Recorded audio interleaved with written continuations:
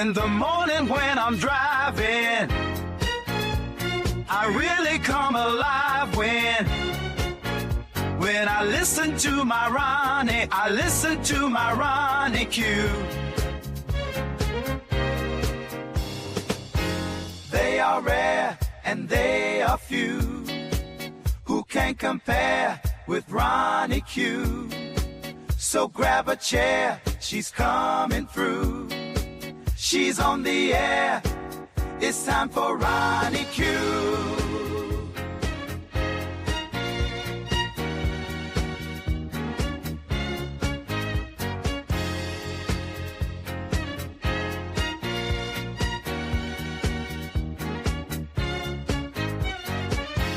They are rare and they are few who can compare with Ronnie Q.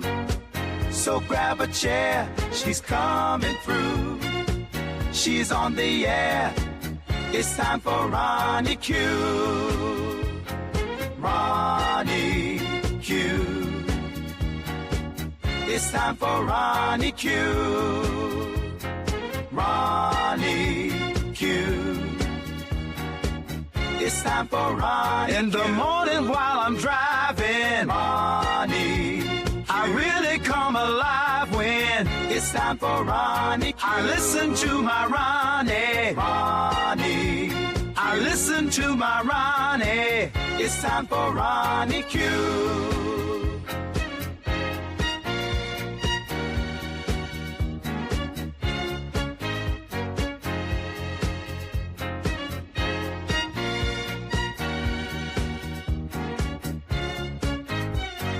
Take a seat and go meet Ronnie. Sweet, sweet, sweet, sweet Ronnie.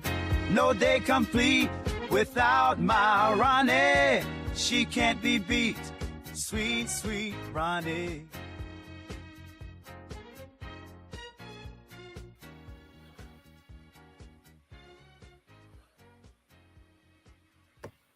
Grand Rising, Grand Rising. Thank you for being here. Let me make sure I cut that. Yeah, I did cut that off. Hey, youngest, how are you doing? It's so good to see you this morning. If you hit the like button on the way in, I definitely will appreciate that. Okay.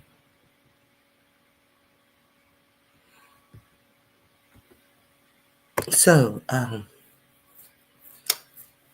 interesting lives that I paid attention to yesterday would be Stumptown. Stumptown had an interesting live. I didn't see anyone else. There's rarely anyone that I watch in this sector anymore. I have the motto of I support those who support me. So there are far and few that I engage in this sector. And there will be fewer coming as the days go forward. So hopefully my algorithm will get me out of this fucking sector.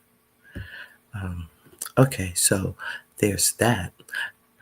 Let's get into the news. Let's get into the news. Nothing's newsworthy over here. Okay, so I would like to. Did you guys think that Garcia would be alive?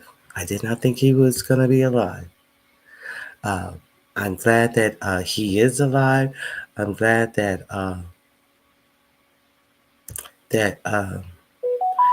they were able to visit him. I remember yesterday I did the story that is Garcia is the one that they have held hostage in El Salvador.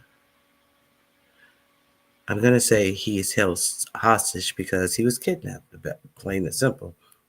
So now, late in the afternoon, they actually let him meet with the senator of it, not the senator, the congressman, Chris Hollingsworth. No, that's not his name. But they actually let him meet with the senator on yesterday. So there's that. So let me share with you the actual readout on that meetup. And the thing about it is, they didn't have him meet in the prison. He was expecting to meet him in the prison, but he met him somewhere in a mall or something to that effect. So I thought that was interesting. So we're gonna check out the meetup. Is it Hollingsworth? Chris? It's not Hollingsworth. It's something else. The name of the congressman.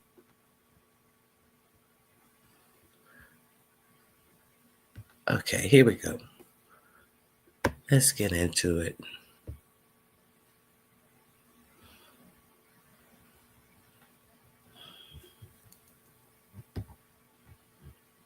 Grand Rising, Ray Black. It's good to see you. Let's get into it.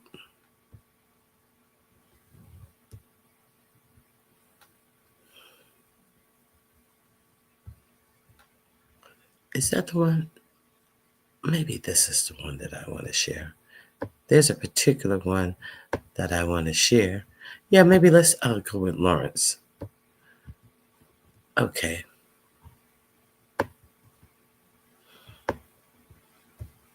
Well, as you've heard, the breaking news of the night is that Maryland Senator Chris Van Hollen has managed to visit the Maryland resident, Kilmar Abrego Garcia, being held in prison in El Salvador in what the Trump administration admits was a mistake. Senator Van Hollen broke the news on Blue Sky, posting, quote, "I said my main goal of this trip was to meet with Kilmar. Tonight, I had that chance. I have called his wife, Jennifer, to pass along his message of love. I look forward to providing a full update upon my return." And of course, the president of El Salvador, in his wise guy mode, mocked the meeting with this tweet saying, "Kilmar Abrego Garcia miraculously risen from the death camps and torture, now sipping margaritas with Senator Van Hollen in the tropical paradise of El Salvador." And then at 9:01 p.m. tonight, President Bukele of El Salvador added this to his tweet saying, now that he's been confirmed healthy, he gets the honor of staying in El Salvador's custody. Well, we will see about that. And of course, the president of El Salvador thinks tonight is a time to be mocking this prisoner that he's holding there and mocking this process.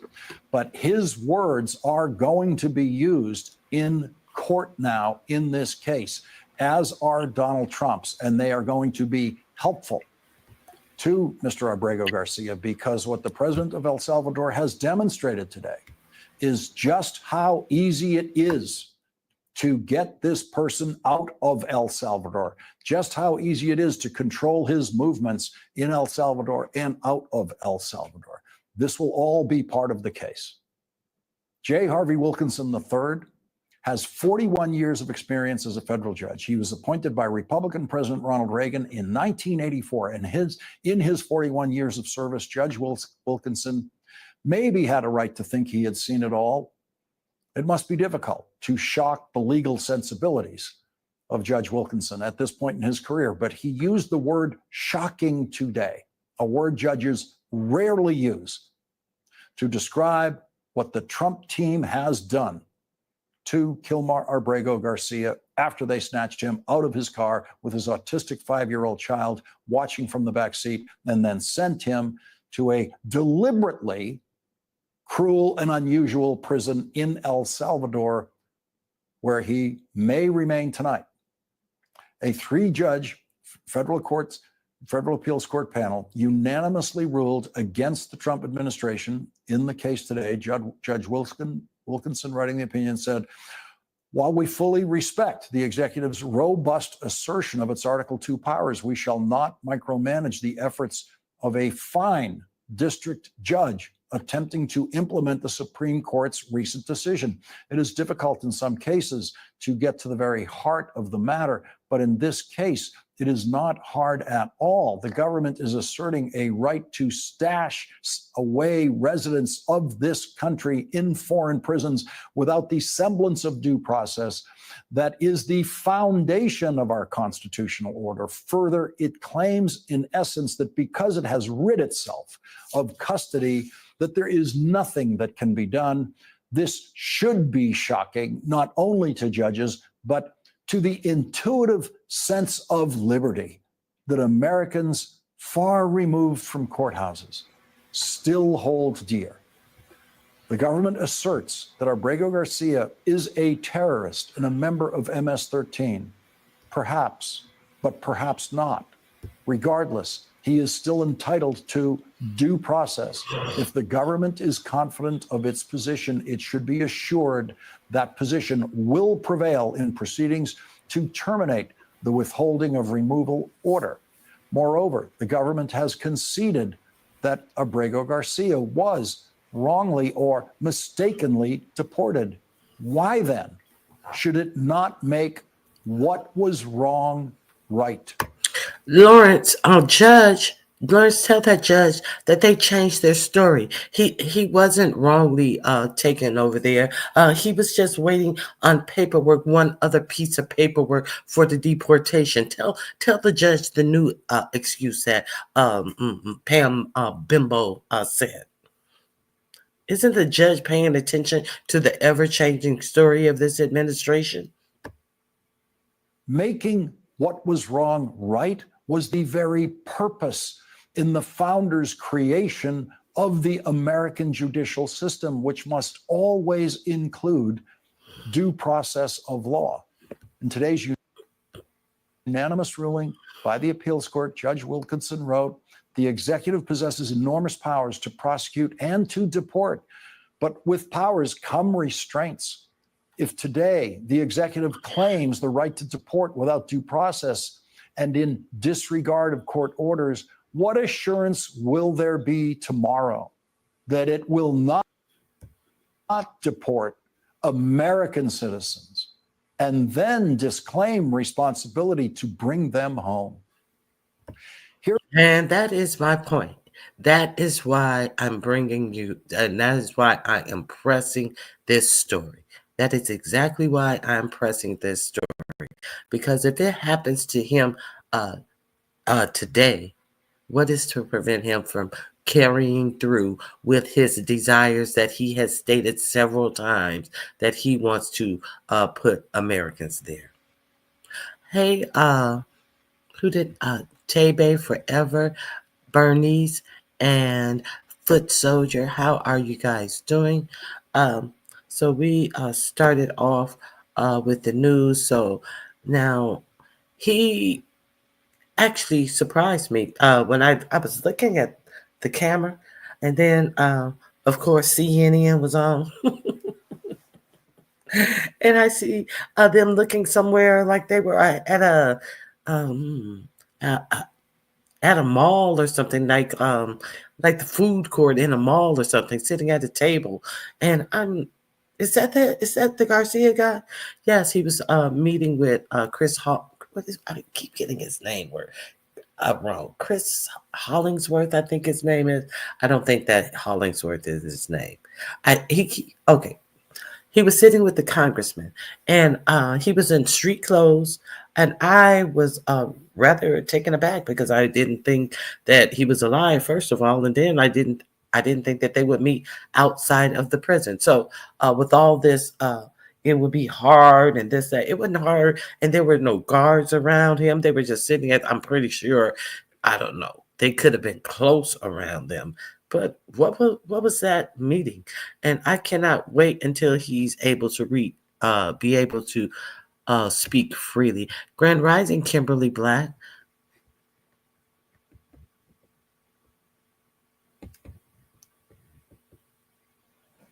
Okay, so let me continue.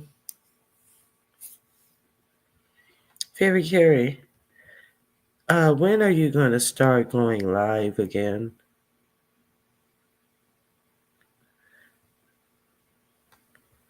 Very Very.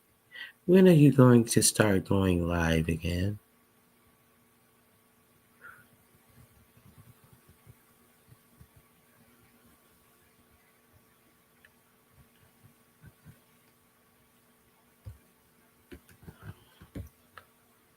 No answer.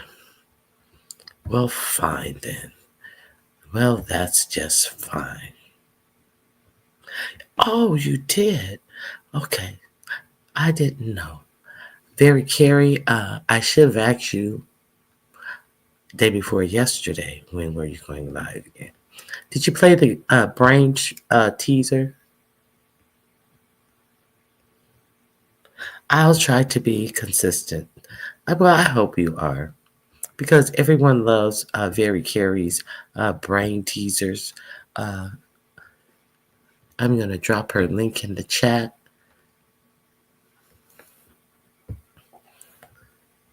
This is someone who's worth supporting.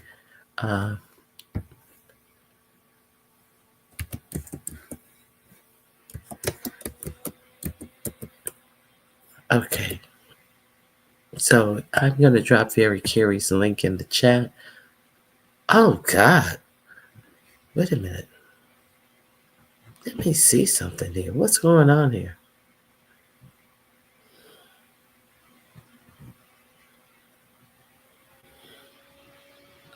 Sparkles and wish list.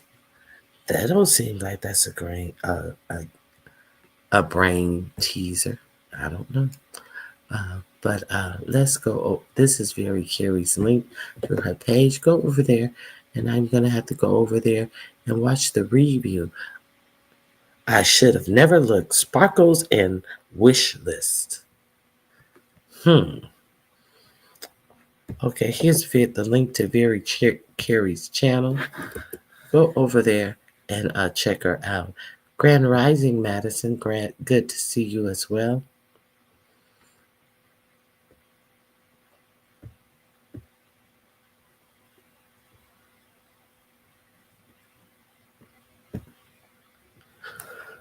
Okay, so let me share this with you.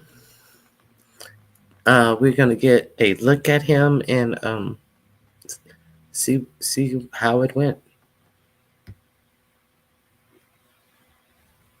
Is alive and was able to meet with Senator Chris Van Hollen of Maryland earlier this evening.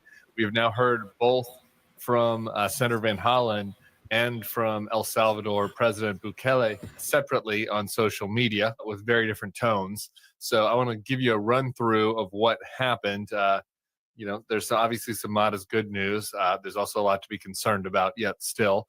Earlier today, Van Hollen was in El Salvador, met with the vice president, was banging down the door, tried to get access to Abrego Garcia. He gave a press conference in El Salvador that I think was pretty significant because there he made the case that not giving Abrego Garcia access to a lawyer violated El Salvador's international political covenant that they had signed.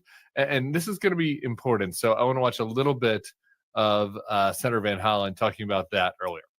This inability to communicate with his lawyers is a violation of international law. El Salvador is a party to the International Covenant on Civil and Political Rights. And that covenant says, and I quote, "A detained or imprisoned person shall be entitled to communicate and consult with his legal counsel," unquote. I should say also on this trip, I met with some representatives of human rights and civil society groups who expressed concerns about many things, including the inability to communicate with prisoners in CICAT. It's interesting that he said that, and then El Salvador responded, because that might be a pressure point in the future seeing as that would mean that the Venezuelans who are in Socotra would also have access to an attorney or be able to talk to a representative as well if El Salvador doesn't want to violate international civil rights agreements that they have. It's hard to put into words the horrors that we've witnessed every day during our time here. Entire families coming to the emergency. Been a party to. So that's noteworthy. Then first we had Bukele's tweet. Hey, I guess he wanted to get out ahead of Van Hollen. He sent a snarky tweet that was so snarky that there was like a moment where people were wondering if this was real or AI or whatever. But he wrote this. We'll put it on the screen here.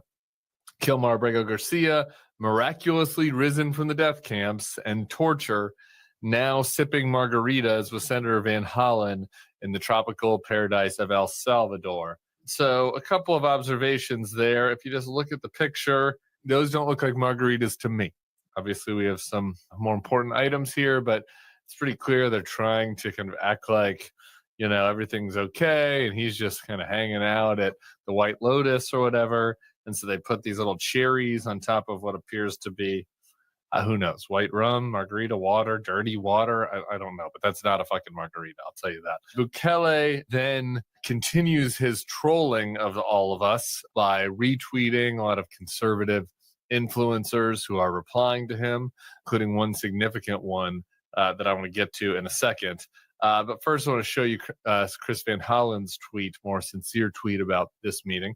Van Hollen showed this. It's a more intimate picture of him with Abrego Garcia.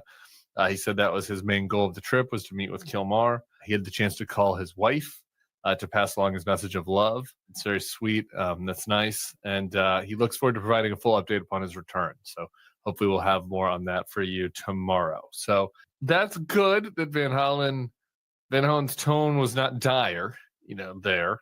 Bukele's behavior, on the other hand, leaves a lot to be concerned about. He sends a follow-up tweet that says, now that he's been confirmed healthy, he gets the honor of staying in El Salvador's custody. We don't know for sure, I guess, but that seems to imply that he's going back to Socotra. Disgusting jail, prison camp, where, you know, they're just treated so horribly, have so little access to. Now, this guy has a big target on his back, as far as I'm concerned. I wonder, remember when I gave you an inside look at that prison? And what I recall is that in all three of those inside look, they rarely let the press in. It's kind of like a production that they are used to, that they have got down to a science in showing the jail. They're going to introduce you to one of the roughest prisoners in there, and it is a scant guy who says he's MS-13, or I think he says he's MS-13. But on all three different YouTube channels where they went in this jail, they show the same guy. I don't even think this guy is a prisoner. Could be, could not be. I don't know why they show this same guy. It's all theater, is what I'm saying. So let me see if there's any more about the meetup. Unfortunately, he had to go back in. I don't know if he'll get back out. But we're going to keep our eyes peeled. To basic human necessities. So there's that element of it from Bukele. Even more concerning was this. He's positioning this as a troll. Somebody replied to him tweeting, after thinking on it, my guess is this is a troll. So a sitting senator is photographed with a member of MS-13, and he will be returned back to Socotra. Bukele retweeted that, you know, basically confirming that that is his point of view on this. So a lot more left to figure out. We will be anxiously waiting a response from. Okay, so that's all I have on that. What do you guys think about any of this? Or do you think that it is important to stop this type of thing because, hey, no pressure, Black Pearl, Grand Rising. Do you think that there is any possibility that this holds an important, any type of importance because it could possibly start happening to United States citizens? I start citizens and reading Jill's comfort zone. Hey, Jill comfort zone. If I didn't speak earlier, you guys have nothing to say? If you have nothing to say, I will move on. Hey, Candy Cane. It's good to see you, Candy Cane. Okay, I'll move on.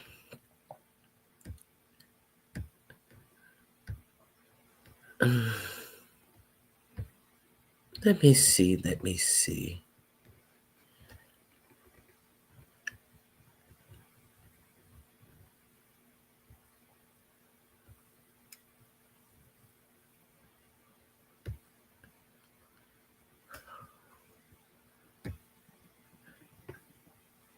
Now, the reason why I believe that we are having all of this in the forefront of the media, I think personally, I think that is an important story that should not be missed.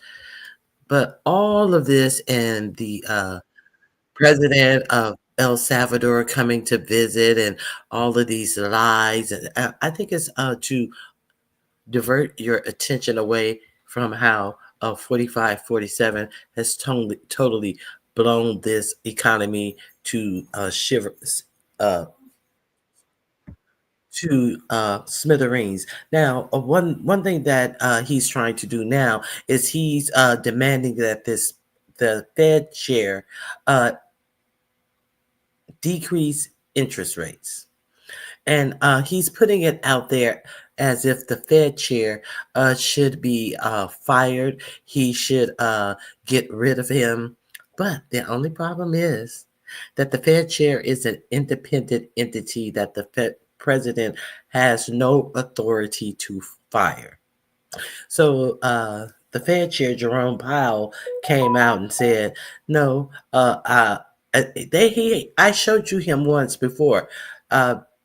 They asked him before 4547 was inaugurated, and he said, no, I'm not standing down. And they said, well, what does the president tell you that you must stand down? And he said he doesn't have the authority to stand me down. So it was already clear. Now I think they have a 10-year term. They have a long term. I think it's 10 years. So they will overlap in an administration. That's one of the things that they wanted, that if it's a different administration, it does not looking like you're working for the administration, because they don't want you to work for the administration. They want you to work for what's best for the dollar. It ain't much gonna heal that dollar. If you guys didn't understand the title of my speaking of the dollar, if you guys didn't understand the title of do you have any real standards? These are the standards that I'm talking about. These standards are going to be very important to you in the future, if you have some, that is. So these are the standards I'm talking about. So let's see what the Fed chair, Jerome Powell, has said, because 4547 is trying to pressure him into lowering the interest rate, because it would make the calamity that he did with these tariffs not look as bad as they are.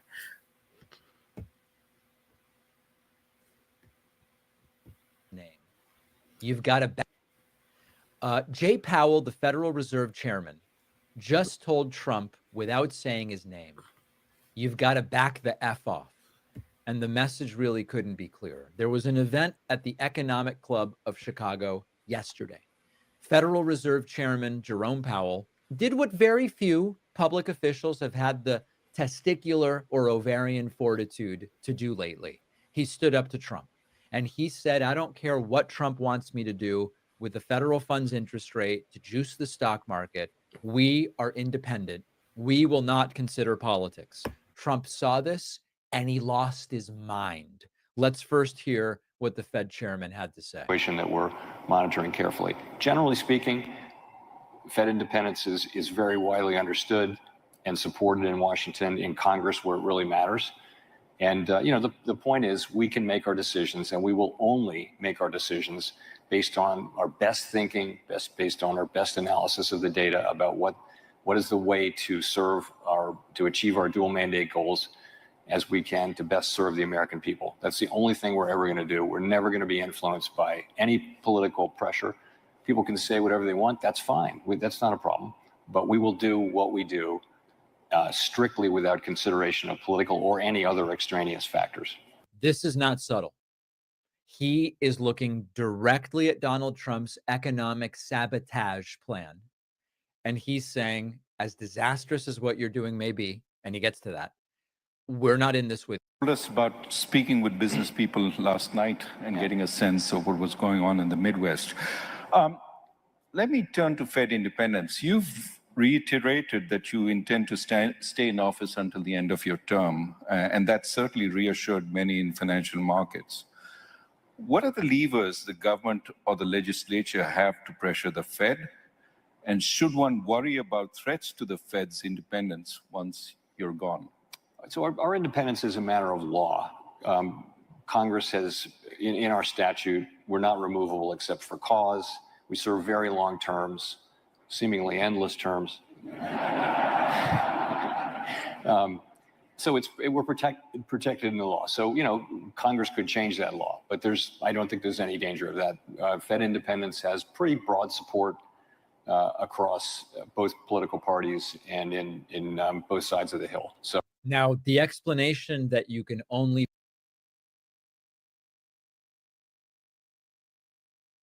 Now, the explanation, hey, LaShonda, Allen, the only explanation I can get from that is because they don't have enough Republicans to overturn the chair. Let's be clear, because if it was up to a straight majority vote, they will do what they are told. Now, did you guys see Lisa Murkowski? She's a senator of Alaska. She came out yesterday and said, I'm scared. I'm afraid. Well, what the fuck you afraid of is what I want to know. Because if you're afraid of bodily harm happening to you, you have the access to as much security as you feel you need. What you afraid of? You sitting up here, you spoke all of this shit about women's rights and women's rights to choose and respecting the bodies of women, and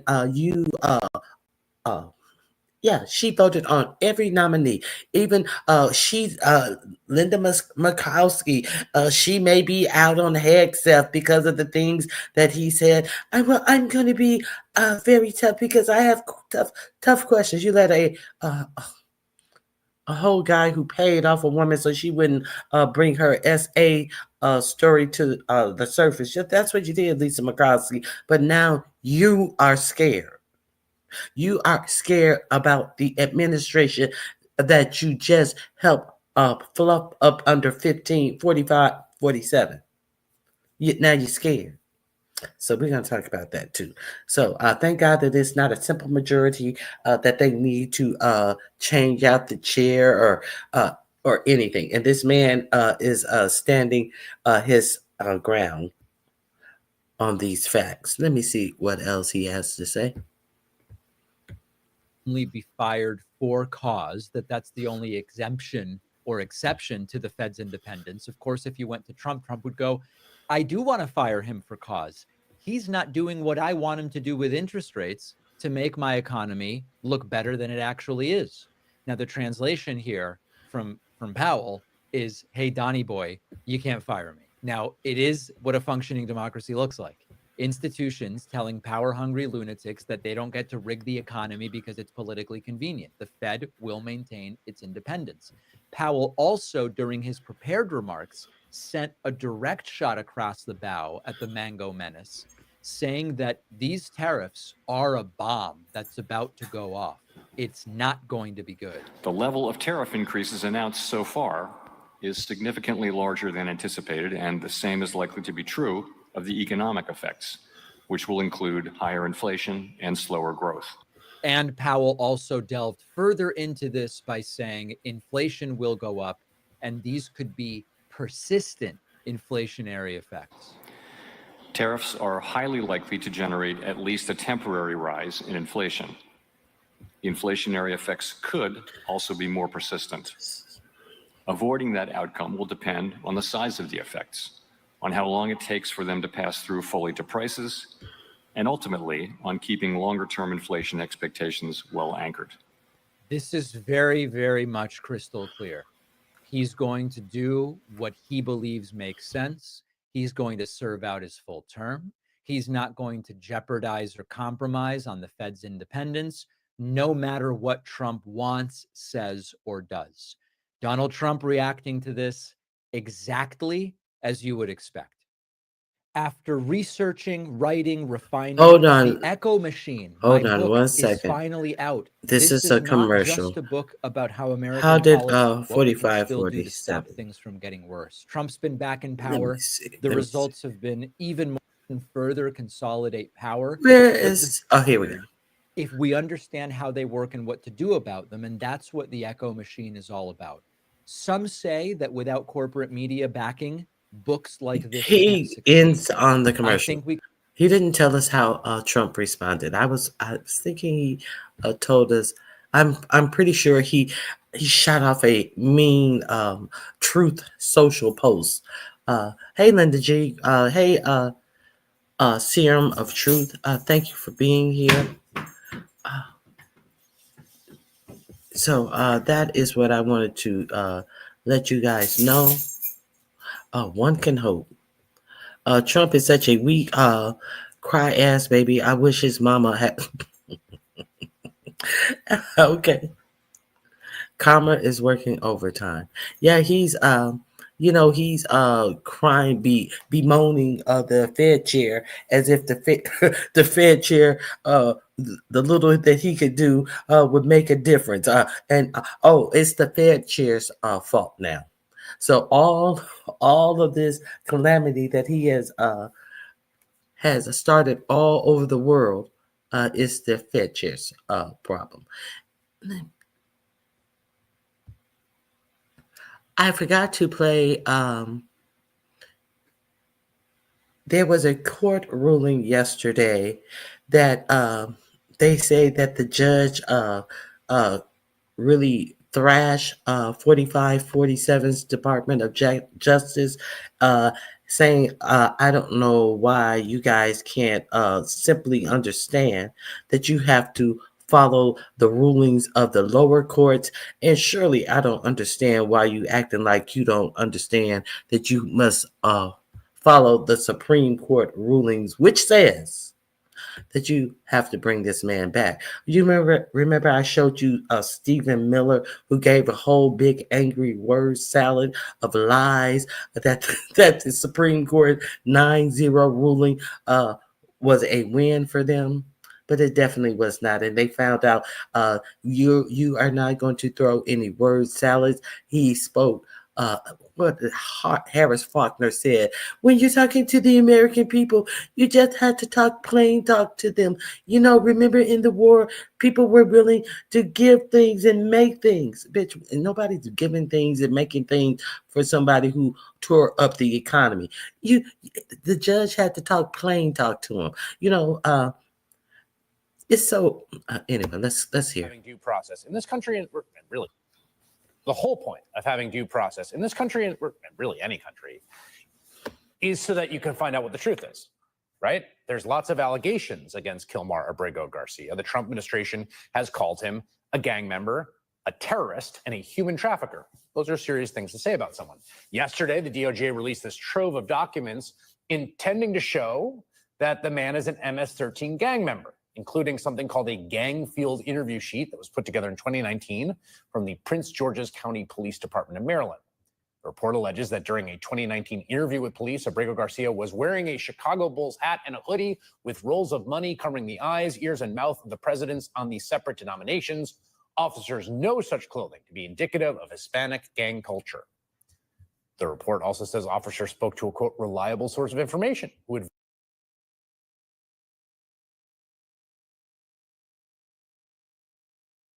Thank God I checked. Hey, Queen Diva, kind of like they know that black people are up to something, or they may be in a gang if they're wearing hoodies. Kind of like that. Any modern fashion, they can equate to hood or gang attire. Kind of like that. Kind of like why Trayvon Martin hoodie was such an issue in court. Because he was wearing a hoodie. We all know what those is. These guys walking around with hoodies on. The hoodie was on trial as well. As the people who were bemoaning hoodies were being snapped at basketball games, like Bill O'Reilly sitting at a basketball game after he sat up there and bemoaned Trayvon Martin as a criminal because he was wearing a hoodie, and they snapped pictures of Bill O'Reilly sitting at a basketball game and with a hoodie on. All of these pundits who want to say your clothing makes you something that you are not, but it doesn't make them anything that they are not. You notice this? I just want to continue. Who advised Abrego Garcia is an active member of MS-13. Today, Prince George's County Police Department released a statement confirming that Abrego Garcia was never charged with a crime. They also confirmed that one of the officers who put together that gang field interview sheet pleaded guilty to misconduct in office in an unrelated case and was fired in 2022. Now, Abrego Garcia's lawyers and family say he is not a gang member, and we know that he has no criminal record. But of course, none of these allegations, right, against Abrego Garcia are definitive one way or the other. The whole point of hundreds of years of legal tradition we are inheritors to is that there is a process to establish these contested facts. They could have just held an immigration hearing. As Judge J. Harvey Wilkinson, the legendary conservative Reagan appointee on the Fourth Circuit Court of Appeals, noted in a remarkable ruling today, one that thunders with righteous indignation from a jurist long admired on the right. Wilkinson writes, quote, "The government asserts that Abrego Garcia is a terrorist and a member of MS-13. Perhaps, perhaps not. Regardless, he is still entitled to due process.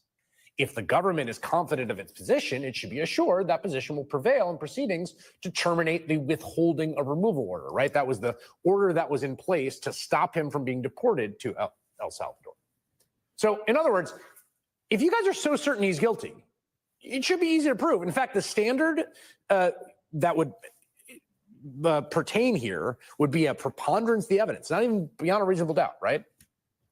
That portion I read you was part of the larger decision today in which the Fourth Circuit rejected efforts by the Trump DOJ to short-circuit the lower court's order to facilitate Abrego Garcia's return from that prison in El Salvador.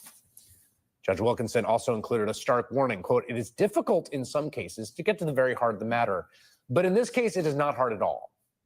The government is asserting a right to stash away residents of this country in foreign prisons without the semblance of due process that is the foundation of our constitutional order. Further, it claims in essence that because it has rid itself of custody, that there is nothing that can be done. This should be shocking, not only to judges, but to the intuitive sense of liberty that Americans far removed from courthouses still hold dear." Ashra Agapa is a former FBI special agent, now an assistant dean at the Yale Jackson School of Global Affairs, and she joins me.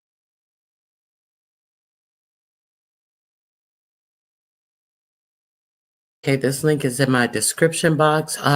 Go on over and check out the rest of this story. These are the main points that I agree with, and I wanted to put out here. Queen Diva, I did speak. Yep, I guess most of us are gang affiliated if wearing a hoodie is one of the criteria. Yeah, they always do this. You're dressing like a thug and all of this. Thug. Miss me with this. What did your investigation found? Your investigation found that the man who filled out that paper couldn't even go to court because he was on leave for cause for giving department information to a sex worker he was screwing. And then now Chris says that he was fired for something that didn't have to do with this case. But yesterday, I believe it was Rachel Maddow who said that this same cop who filled out this gang paperwork, you need more than the vision of a crooked cop to write on a piece of paper that you're a gang member. That's why so many innocent people are in jail right now. And this guy has been fired from the police force. So there needs to be a whole lot of digging up into his ass. And what did he do to get fired from the police force?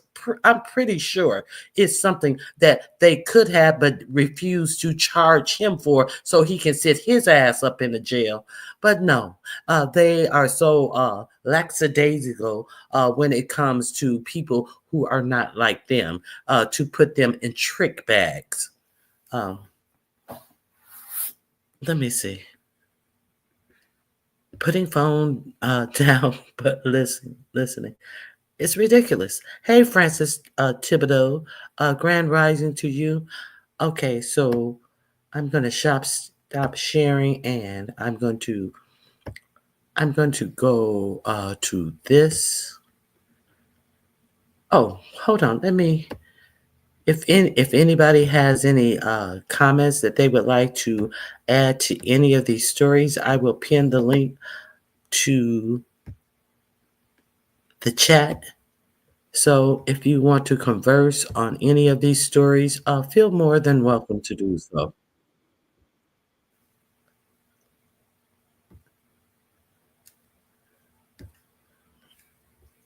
Oh, I forgot. See, when I go over here, I remember that I didn't set up any goals either. Goals.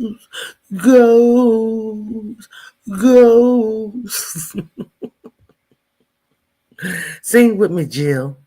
Sing with me, Jill. Oh, very Carrie, you missed it the other day.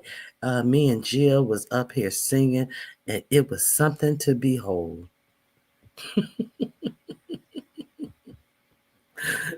Somebody contacted me about a demo deal, and I was like, "Oh, child, I don't want no demo deal. I'm beyond that in my life right now. If you'd have caught me when I was in my 20s, I may have considered it. So I'm gonna set up my goals. My goals always are, if you learn something new as in, hey, this is interesting. I didn't know that. Or, hey, this is something I can use.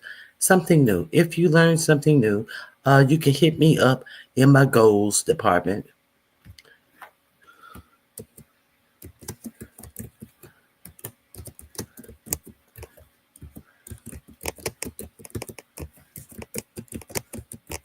Okay.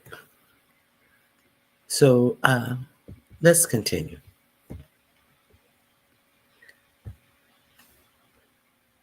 Now, here's what I have to talk about next.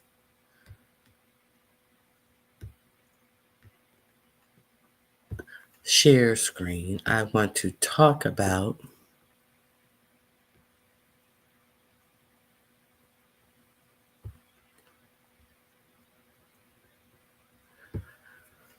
once again, I said that once it started happening to people of other races, then you need to understand, especially if you're Black, it possibly may start happening to you. Now, this story is about some American citizens who were jammed up by ICE. Okay, so here we go. Welcome, everybody. It seems every day the line is being pushed further, and we now have reports of ICE detaining U.S. citizens for hours as they attempt to re-enter the United States we were told it would just be the criminal illegals, that any U.S. citizen had nothing to worry about. That You know, the criminals, there's so many criminals there, rapists and they're murderers. Yeah, we want them out of here. Get out of here. Get off my lawn. Okay, so you know, remember I told you the story of the attorney. I let you hear his own words, how that he was detained and they demanded to go through his phone, but he was smart enough to tell them, no, I have work stuff in my phone. But there's an attorney in this story who signed the paper because he felt like he had no choice. We have some good attorneys and we have some bad attorneys out here. So let's continue. this was about safety and not about profiling. But this week, a U.S. citizen was detained by Customs and Border Protection after coming back from a weekend trip in Canada, a trip I've done many times as a naturalized American citizen. The individual to whom this happened is essentially no different than me.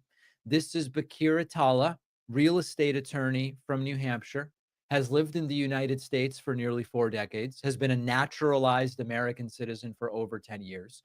And after crossing the Vermont border with his wife, maybe at the exact same crossing that I've done 30 or so times when coming back from Montreal, he was pulled aside by CBP agents, told to get out of the car. And when he hesitated for clarification, an agent reached for his gun. Attallah complied, but was handcuffed, wrist twisted, dragged away while his wife watched from the car. He asked, "Why am I being detained?" The response is, "We don't know. It's the government." Agents demanded access to his phone and to his email. He invoked attorney-client privilege as a practicing lawyer. They pressured him into signing a statement, allowing them to search through it anyway.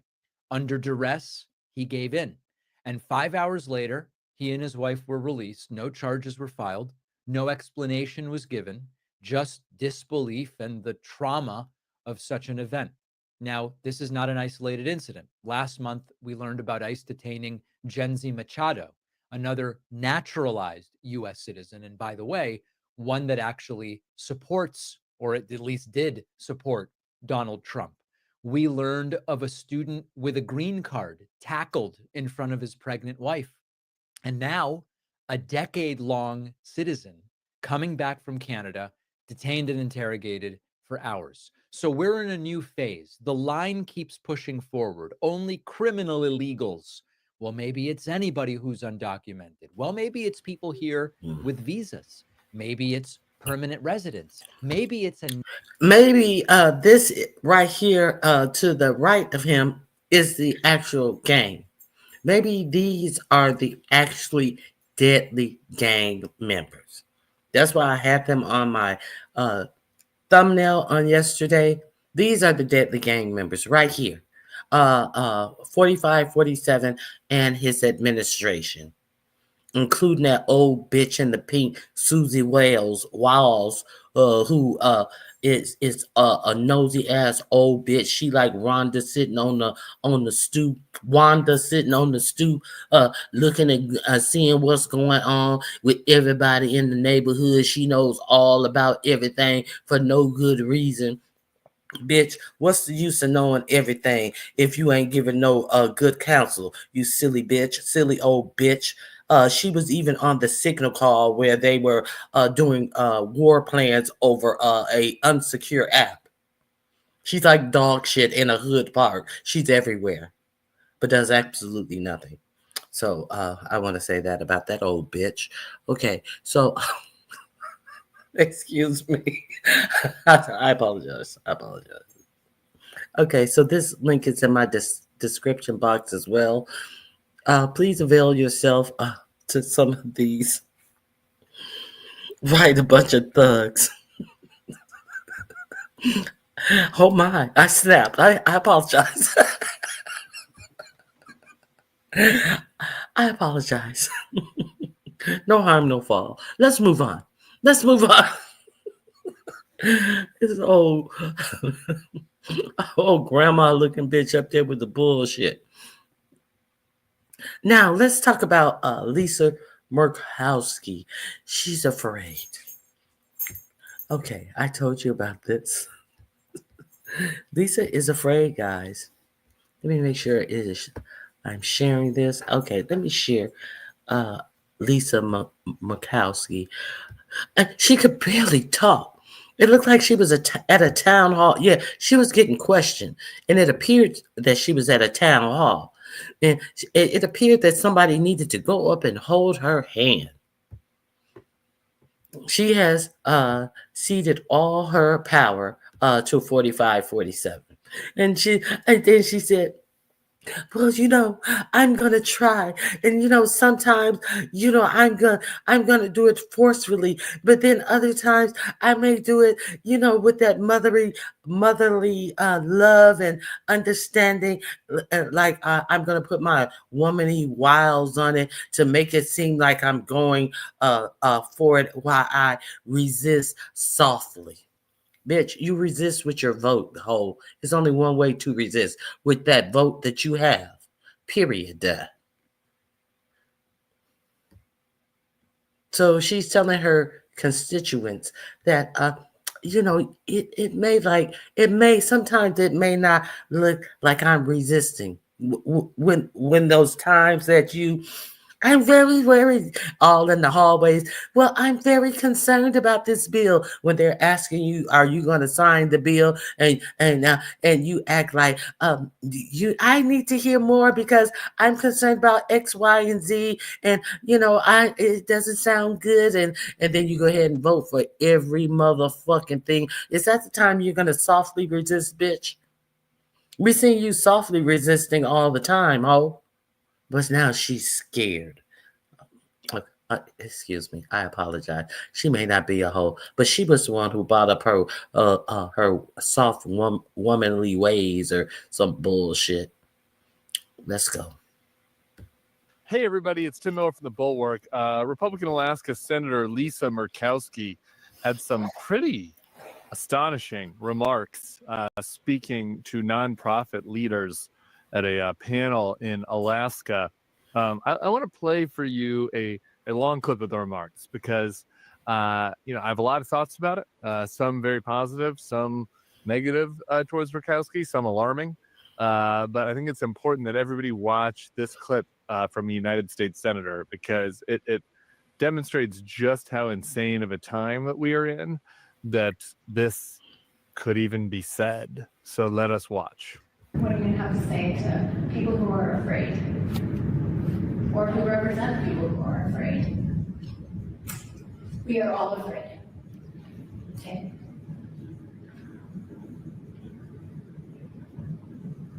That's what I've stated. But we are, we're in a time and a place where I don't know, I certainly have not been here before. And I'll tell you, I'm oftentimes very anxious myself about using my voice, because retaliation is real, and that's not right. But that's what you've asked me to do. And so I'm going to use my voice to the best of my ability. And sometimes it will be viewed in a way that, well, that's pretty confrontational. And other times it's going to be using my mother's charm that I learned as a young girl and indirect. Your mother's charm that you learned as a young girl. Bitch, we didn't choose you for any of this. The Alaskans chose you because what you said on your campaign trail that you would do for them. It's not about any of this. Communication with those that I've made relationships with and am able to affect some change that way. But I've got to figure out how I can do my best to help the many who are so anxious and are so afraid. There's been no Okay, so she's been in office all of this time. So she has not figured out how to talk to some of her Republican colleagues and bring them along. So therefore she goes along with them. Is this what this bitch telling me? I'm going to try to figure out. You ain't got the shit figured out about now, bitch. It seemed like they got you figured out with all of your hesitance prior to a vote, and you vote lock step with them, bitch. Alaska, is that the best representation that you have? Even if you are a Republican, you have a very weak person up there. I'm gonna try to figure out, and I'm gonna try to find my voice. I'm gonna try. Bitch, you don't have any of this figured out, and this is your job. know the time in my lifetime where a U.S. senator would have said, "I'm afraid to speak out." You know, maybe during the periods of assassinations, around the Kennedys and MLK, like maybe in that era, there might have been politicians who had real fear of political violence. But that's been a couple generations now, and that brings us to a pretty dark place where a public elected official could say something like that. So that's my initial reaction, just how jaw-dropping it is that the fear has reached that level. It's not jaw-dropping that the fear has reached that level. That's a weak ass bitch. That's what that is. It ain't about I'm afraid right now. Are you gonna run for re-election then, bitch? You gonna run for re-election, or you just gonna continue to make sure that you are safe? You have no problem with ensuring your own personal safety. You understand how? Do you see how that works in the real world? She is always okay though. She always get her seat with her pay and her golden health care plan. Are you scared, or are you ensuring that you can continue to glide through life? That's all I have to say on, and that's all I got to say about that. Okay, so I think that they get it from their daddy. Let's talk about this real news story that I ran across. So we all have heard about the Carmelo Anthony story. Now, that's the Texas teen who was accosted, or that was the Texas teen, the black teen who was accosted by a twin who told him at a track meet. He was in the stands under one of those little pop-up tents that they put over the stands because it was raining, and he was told that he wasn't supposed to be there because that wasn't his tent. They came upon him and told him, "You get from under here. You're not supposed to be here." Now, we've gotten one side and a little bit of the black teen side. So, of course, they've had so he allegedly told the guy, "If you touch me again, don't touch me again." So, which means that the guy had touched him, but it's vague. It's vague what that means. And then the guy, they say the people who want you to believe that he is some hardened criminal, they say that he just reached into his bag, got a little pocket knife out, and punched it in his heart. Okay, so that's the one side of the story. The other side of the story is that allegedly this black kid was roughed up, and actually the other kid roughed him up or something and put his hands on him, and was trying to punk him. And then he told him, "Don't put your hands on me no more," which means he had his hands on him already. And then he put his hands on him again, and dude swung and hit him in the chest with a cold piece of steel. And the guy died in his twin brother's arms. So the family has not been saying much about it, but these conservative people have been on fire. There has been a GoFundMe type of account set up for these for the family, and they finally broke their silence on yesterday. It's not a GoFundMe; it's a GoFundMe type of account. So in the meantime, that has really pissed off these people who collected millions of dollars for Kyle Rittenhouse, the Wisconsin teen who crossed state lines to bring his AR strapped over his shoulder and unalive two people and kill many more. You know, you can only there's privilege in everything. There's privilege in everything. Like the people who donated to Daniel Penny's account, and you didn't hear all of this uproar about Daniel Penny, the one who held a mentally unstable man in a chokehold until he died on the floor of a New York City train. Who then had the pleasure of attending Super Bowl with 45, 47, Okay, so we haven't heard all of the story. There is also reports that there is video camera footage to show what happened. And it is in accord with what the young black man says has happened. So there's a whole racial dynamic about this. So the latest thing that they have said is that this family is collecting all of this money, and they're living a big lifestyle, and they bought a brand new Cadillac SUV, and they are living in an $800,000 house.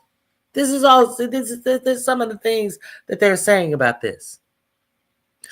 But what I say, so are they saying that black people can't live in $800,000 houses if they actually do live in an $800,000 house?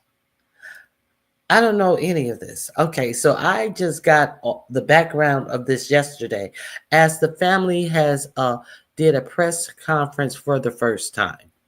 So the family did a press conference on yesterday.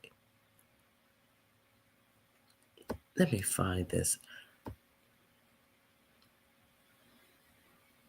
The family did a press conference on yesterday, and they had to push back the time of the press conference because there was a appearing white man with his arm in a sling who showed up at the press conference and was leering at the people. So let me play it for you first.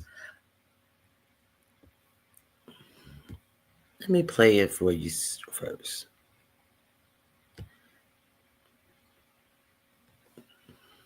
Okay, here we go.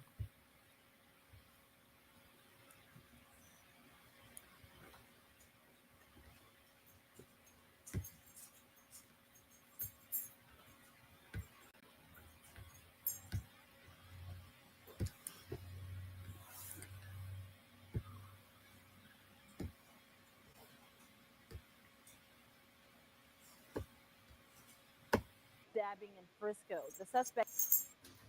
Now to new developments on that deadly stabbing in Frisco. The suspect's family, for the first time, called a news conference to reject some rumors circulating online.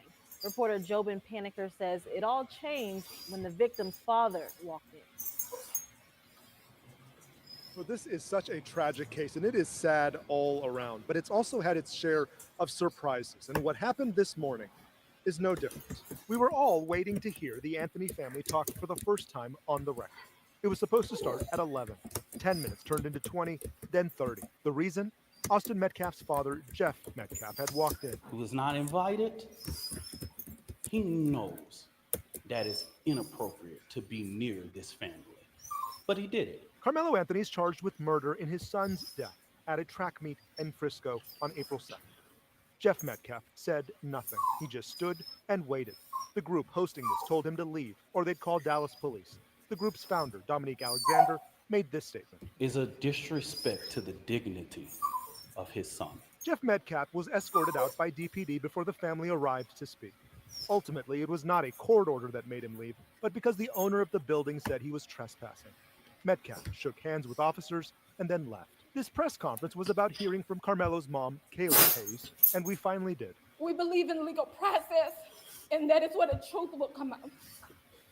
To the family who experienced the loss, my heart truly goes out to you. The family says they've endured threats, lies, and racial harassment over the last 2 weeks. Our family has been under attack. Mostly over a fundraising page they say they haven't been able to access until Wednesday. They're fighting claims they're profiting off of this or living lavishly from the funds raised. We have endured death threats. My husband had to take a leave of absence because he's afraid what may happen to our family. We've asked for comment from Jeff Metcalf. He told us not to quote him. We're also told this will be the last time we hear from the Anthony family before a possible trial. But that will not stop all the talk from the outside and any more surprises that have come with this case. In Dallas, I'm Joby Puttiker. If you're a woman over 60 and you want to lose weight, you should. Okay, so with that, you saw that. Now, after this press conference, there are people going after. I think they said that the attorney, they were saying that the spokesperson for this family. Now they are dragging.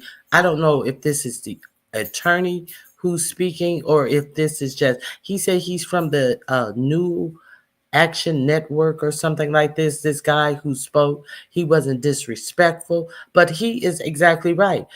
You don't come up to this press conference trying to affect something. So what this father came up to the press conference, his side of the story is that he hasn't received an apology or anything.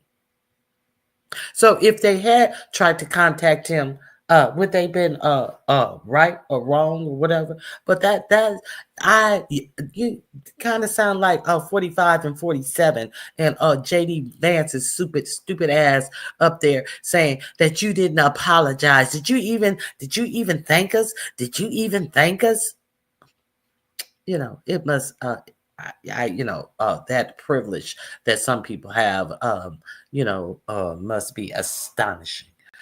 Okay, so he came up there allegedly because they hadn't apologized. No, he came up there to do the same thing that obviously his son has learned from him. Obviously, his children have learned from him that you can go over there and you can try to intimidate people. So if they haven't given you an apology, you go up to their press conference for what? But he didn't do anything wrong. Yes, because the press conference had not started. So he didn't get a shot to possibly yell out and scream out something. Who knows what he was going to do. He didn't do anything, but he didn't do anything.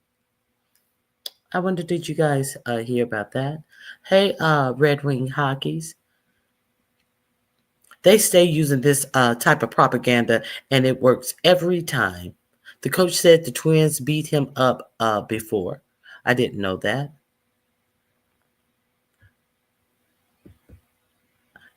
Now, LaShonda is talking about the last story. This whole time, that whore, Marjorie Taylor Greene, ran her mouth loud and wrong, and she was in the minority. And now a woman talking about she's scared. Bitch, hire security. And she don't even have to hire security. She can request security. An apology for your son bullying and then losing the fight with his life. Okay. Why couldn't they have met in private? Why couldn't he request that they meet in private? Why was he standing back there with a jeering look? So I'm gonna play the beginning of this press conference. Let's see what was said. Now they are coming out with, I don't know who this man is representing him. God forbid that no child has been left in this condition. But they are coming out here saying that the parent has the nerve to be represented by someone who left his girlfriend's baby with shaken infant syndrome. All types of shit. I don't know anything about this. God forbid that didn't happen. But these are the allegations that they are putting on this man right here. And they now they also address the GoFundMe. I'm not going to play the whole thing. They also address the GoFundMe that the family, you have to have be collecting the GoFundMe with the it's not GoFundMe, it's a different GoFundMe type of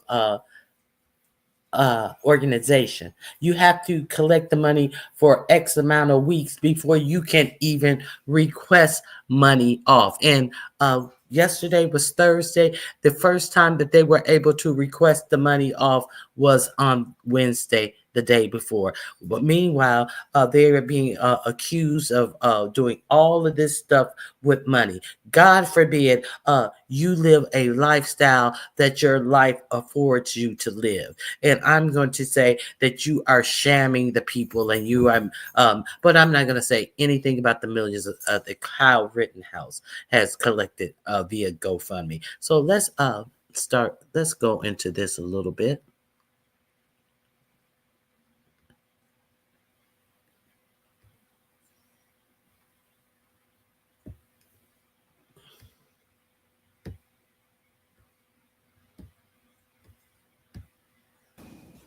I want to start off this press conference to say something as a deep note that I can tell America.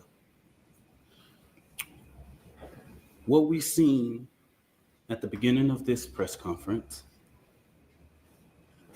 the father being at this press conference, these are my words, don't quote anybody, is a disrespect to the dignity of his son. Next Generation Action Network from the beginning has respected the loss of life. No matter our opinion of it, we have kept our opinion close. We have not attacked. We have not shared the information that was shared with us about Austin Metcalf, because we respect the dignity of life and loss. And as a minister, I will not attack a grieving family, even if I disagree with them. When I have stood before this podium for people who have died at the hands of law enforcement, I have asked for that same manner of respect. And even when the shoe is on the other foot, I will not do that.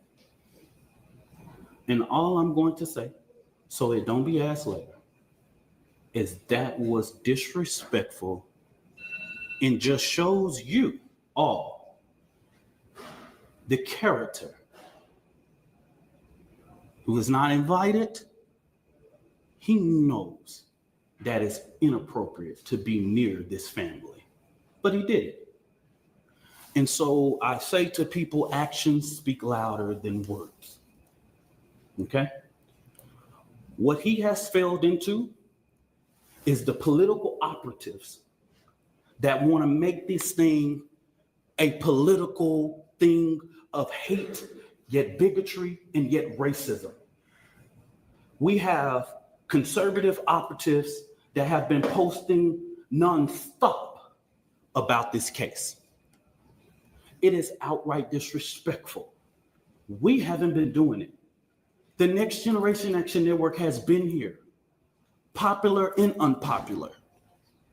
So regardless of what's going on, that was disrespectful. Disrespectful. And I will leave it to y'all to define it. But of course we want to. Y'all, I'm Minister Dominique Alexander. I serve as the president of the Next Generation Action Network. Today I come before you with a heavy heart, but determined in spirit, not just as an advocate, but as a Black man, as a father, as a protector, community, and children. There are 4 critical points I must address today, and I want to make sure that the public and the media and everyone who believes in truth and justice. First, the misinformation about the fund. From the very beginning, there was an intentional disinformation surrounding the fund created in the support of the Anthony family.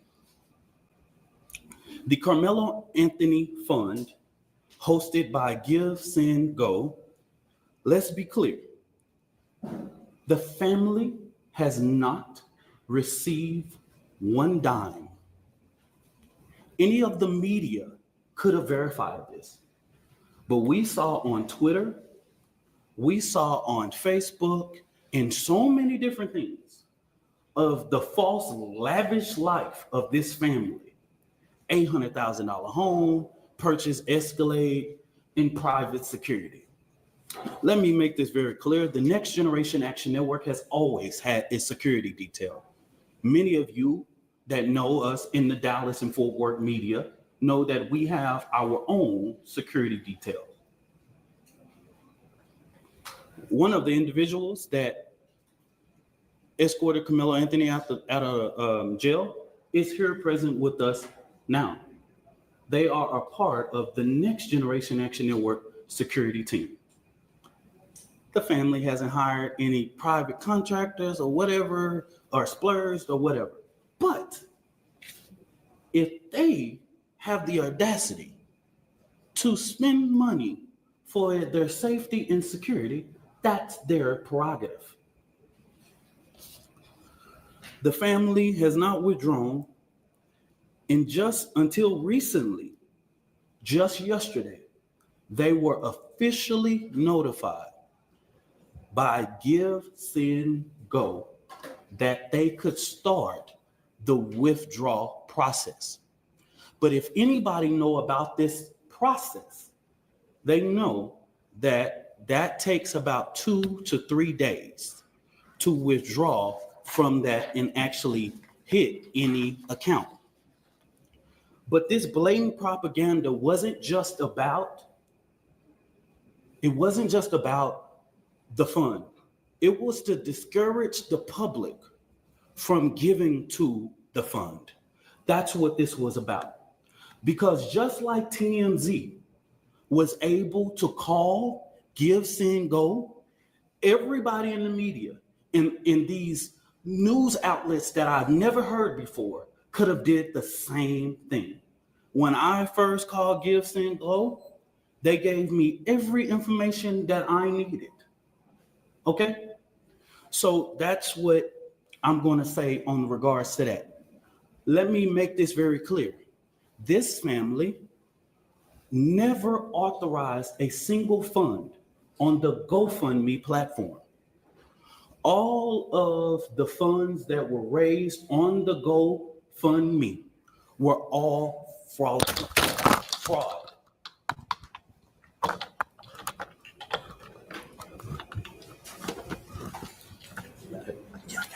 Oh, they were all fraudulent, and the family was the one who reported those funds.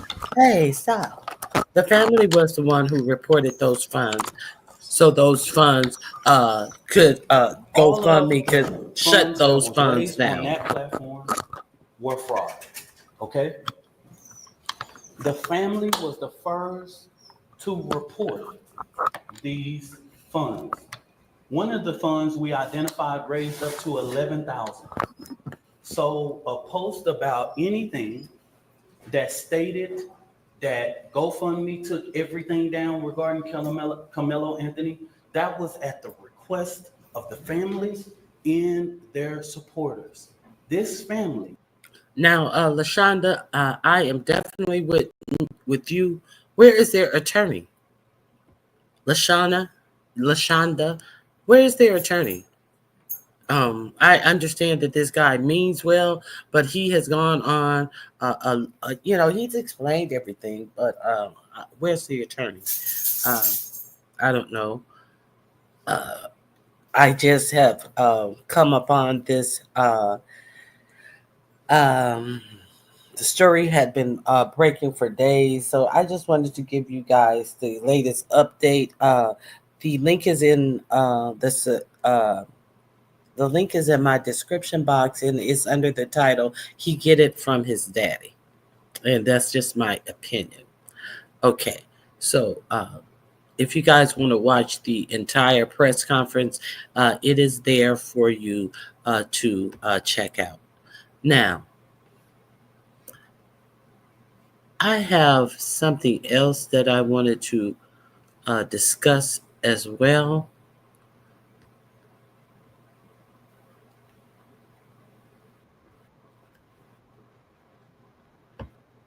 Here we go.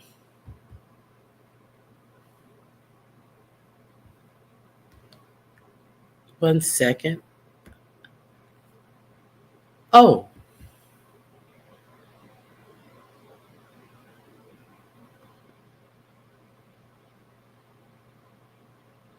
Are they drug testing these people?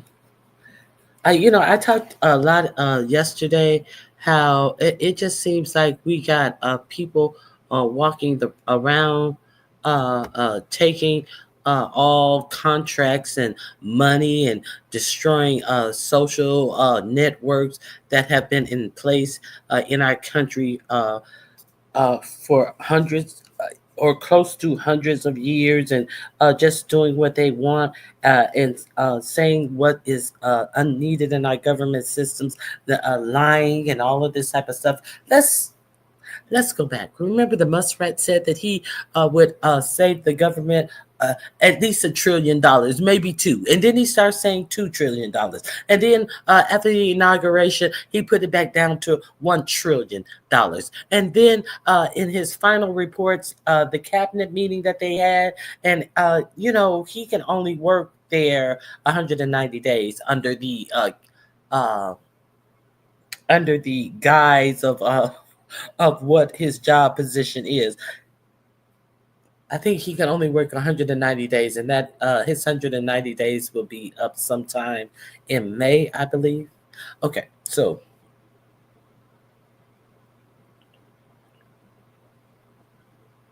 I think it's either May or maybe it could be June. Anyway, his time in the position is coming up soon. But instead of the $2 billion or the $1 billion that he says he saved, he has reported that he saved the government over $150 billion. 150, and many of that is miscalculated. The press have already said how he padded it to get to $150 billion. Far, far, far, far from the $1 trillion or $2 trillion he said he would save the government. So what I want to know is, are they drug testing these people? I really need to know. They have such high positions, and they are dealing with, these are hackers that are dealing with a lot of America's private information, and no one can tell us, are these people going through drug tests as they should? Wouldn't you? Wouldn't I? Okay, so let me share these two links with you. Um, do you guys think that these people should be drug tested as onboard employees, people who are coming into the government to do the things that they are entrusted to access with from the government? Do you guys think they should be drug tested? Put a yes or no in the chat if you think that they should be drug tested. So I'm gonna let you decide right now. Do you think that these people should be drug tested? Okay. Let me share this screen. Polyphenols. I left these bottles of olive oil. This man is like everywhere. Okay. Let me make sure it's not too fast. I need this on normal speed. These two ladies from Alabama, I believe. I think they're from Alabama. They are very refreshing. Go check them out. It's under the heading of are these people being drug tested? I find these ladies refreshing and funny, and I'm surprised that they're from Alabama with their views, but they will tell you, we see it all the time. These Christian right mothers, we see it all the time. Check them out. Has a problem. The convicted felon president of the United States of America has a problem with an untreated drug addict that he allowed to buy him, purchase him, and they have some sort of mutually assured destruction agreement. And this man, Elon Musk, not American, born in South Africa, comes over here, gets all these government subsidies, is an American-made, American-funded billionaire, runs around tripping balls on ketamine. Literally, watch this clip.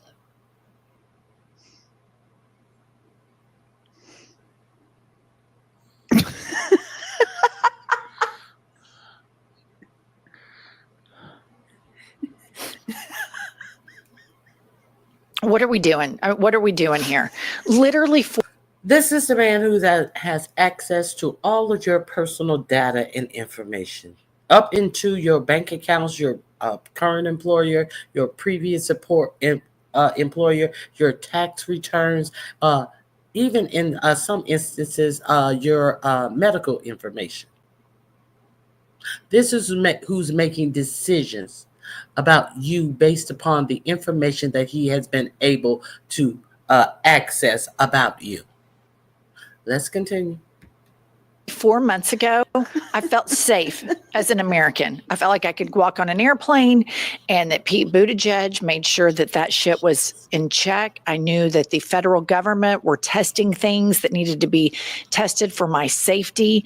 And they were trying to make decisions that stabilized the American economy. Maybe it wasn't perfect. Maybe it wasn't everything that I wanted, but I didn't have to worry about an untreated drug addict running around with a camera while he's literally tripping balls on ketamine while he's dismantling our government. And let's not forget, he let his little goon squad hack into stuff and give it all to Russia, which I think constitutes, call me crazy, but in the America I lived in 4 months ago, that's immediately you get arrested and charged with treason. Right. No. What happened to that? It's insane, the lack of accountability that it's not even a government agency. There is no oversight. I mean, Russia's running around with our secrets. They're hacking into all the privacy stuff. He's tripping on balls, impregnating people off Twitter. And it's like everybody's acting like it's normal. It's not fucking normal, people. And that's right. He is shopping as his side hustle project on X that he owns, formerly Twitter, for baby mamas. Right. And he is breeding because he doesn't feel the responsibility whatsoever that having a child is. This is insane. And I just don't know what happened to the country that we used to live in, to where if somebody is engaging in treasonous espionage, they would immediately get arrested. Right. And nobody's. Now, the treasonous espionage is what I covered on my show. I think it was yesterday that they were leaving all these windows open and opening up all the security applications at the it was the labor, it was something to do with the labor department, and leaving them open. And then shortly thereafter, there's a whistleblower case going on. The whistleblower said that shortly thereafter, people with IPs in Russia were coming on to their account, and they actually had the correct passwords, which only means that they were a part of this or given the password. So there's an investigation. This is what they mean about they would be arrested for treason. But 4547 wants you to be arrested as a terrorist if you protest in front of this man's dealership. This is what's really happening. But the Russia accessing our government files, no, nothing. You haven't heard a peep about this. Well, I think we will. I'm laying dead for any hearings about this whistleblower complaint, which details Russia hacking into, what is this? The labor something. I can't remember what department it was. I knew I should have written it down yesterday. Let's continue a little bit. He seems to be talking about that. Like, this man should be arrested. Next up, we have Senator Lisa Murkowski from Alaska, and she is kind of breaking through a bit. Let's watch this clip. Okay. So that's the story that I want. They do a whole little short news segment. I think that they are quite entertaining. Their link is in the chat. Go on over and check those ladies out. Hello, Truth and Reason. It is good to see you. Ronnie Q, did you see the video of Orange employees of his golf course that are here working illegally? He's always had people working illegally for him, but no, I did not see that. No, I did not see that. But am I shocked? No, I'm not shocked, because that's who he is. A whole contradiction of himself. So I also want to share with you now this thing about the baby. So did you hear that he offered the, now they're saying he has 14 kids now. Now, they also are saying that there are many, many kids that he has out there who people don't realize. Now, let's understand that it is being alleged that he walks around his company and just walk up to women and say, "Do you want to have my baby?" Not hi, I'm Elon. Not, hey, can we go out for? No, do you want to have my baby? And let's understand that one executive in his company is one of his baby mamas. Now, this new girl, what is her name? This new little influence, I think something St. James, the one who had the most recent child that we know of, she came out and said that he cut her child support from $100,000 a month to $40,000 a month. And then she also said, she also said he did that because she came out with the media. So that's the same woman who I showed selling her Tesla. She called the paparazzi out to see them come pick up her Tesla. CarMax came and picked up her Tesla that she was selling because she didn't want anything else to do with him because he's not contacting me. The only way I can contact him on Twitter, and now he's blocked my Twitter account, so I can't talk to him. I'm an influencer, damn it. I want to be a track mom. I want to live my life as a track mom, even though I already had a bastard child out of wedlock and then I laid up with Elon and had a second one. But I want to be this Christian right track mom. Bitch, really? Oh, so she's crazy. So she's crazy, but she's a right-wing influencer. She says the right things to obviously things that she can't live up to herself. But so she came out with the most recent story is that Elon offered her $15 million and a payment of $100,000 a month until the child is 18. And she said, I turned it down because I don't want my child to be a secret. Bitch, you should have just counter offered him. What you think he gonna be a father in your child's life? Do you think that your child is gonna be the next child up on his shoulder? You know that is probably his way of making sure no one's pump him off in public, using the child as a human shield. I wouldn't be surprised.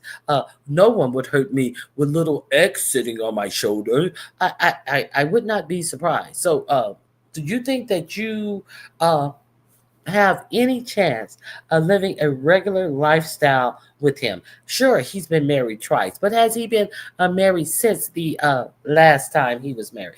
Has he offered to marry you? You said you met his mother, but his mother didn't even know you were pregnant. So you knew you were pregnant at the time. So obviously you didn't meet his mother in that capacity. This is a whole mess out here. Now, they're saying that he is going around saying that he needs to have as many children as possible. It is also alleged that he told her that we need to get some surrogates in here so I can have as many children as I can because I need to repopulate the earth and blah, blah, blah, blah, blah, blah, blah. So, that is his thing, that he needs to repopulate the earth. Why? Well, to put them on a rocket to go to Mars and live. This is the person who has access to all of your personal information. This is the person who are supposed to be such Christian right people that you can't do what you want with your body. Let's be clear. Let me. Hey, Miss Toby, how are you doing? Hey, Southern Belle, how much is he paying? $15 million a one-time payment and $100,000 a month until the child becomes 18. Just trifling. The whole situation is just something disgusting. Makes you feel dirty. How much STD is he packing off in you with that? Happy Good Friday to you as well. How much STDs and other people's spirits is he shooting in you as well? Okay, so let me share this with you as well. I think I got a little story about the muskrat. It's just a lot.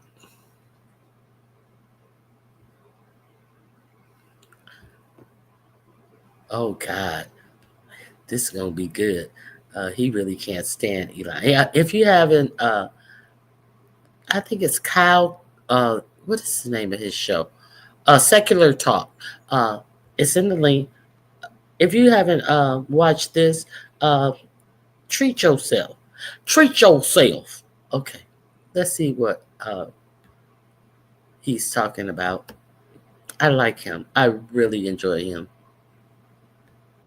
Big article about so the Wall Street Journal did this big article about Elon Musk.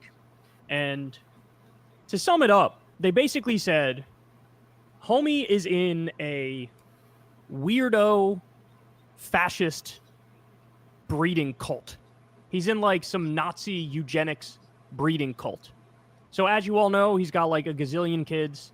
And he's got a gazillion kids because he's got this weird life philosophy about how the world is being underpopulated and we need high IQ people to have as many kids as possible and make sure the low IQ people don't have any. Does this sound familiar? Does that sound familiar, that ideology? It should, because it is. It's nothing new, nothing special. but he actually believes that. And so he had at least 14 kids.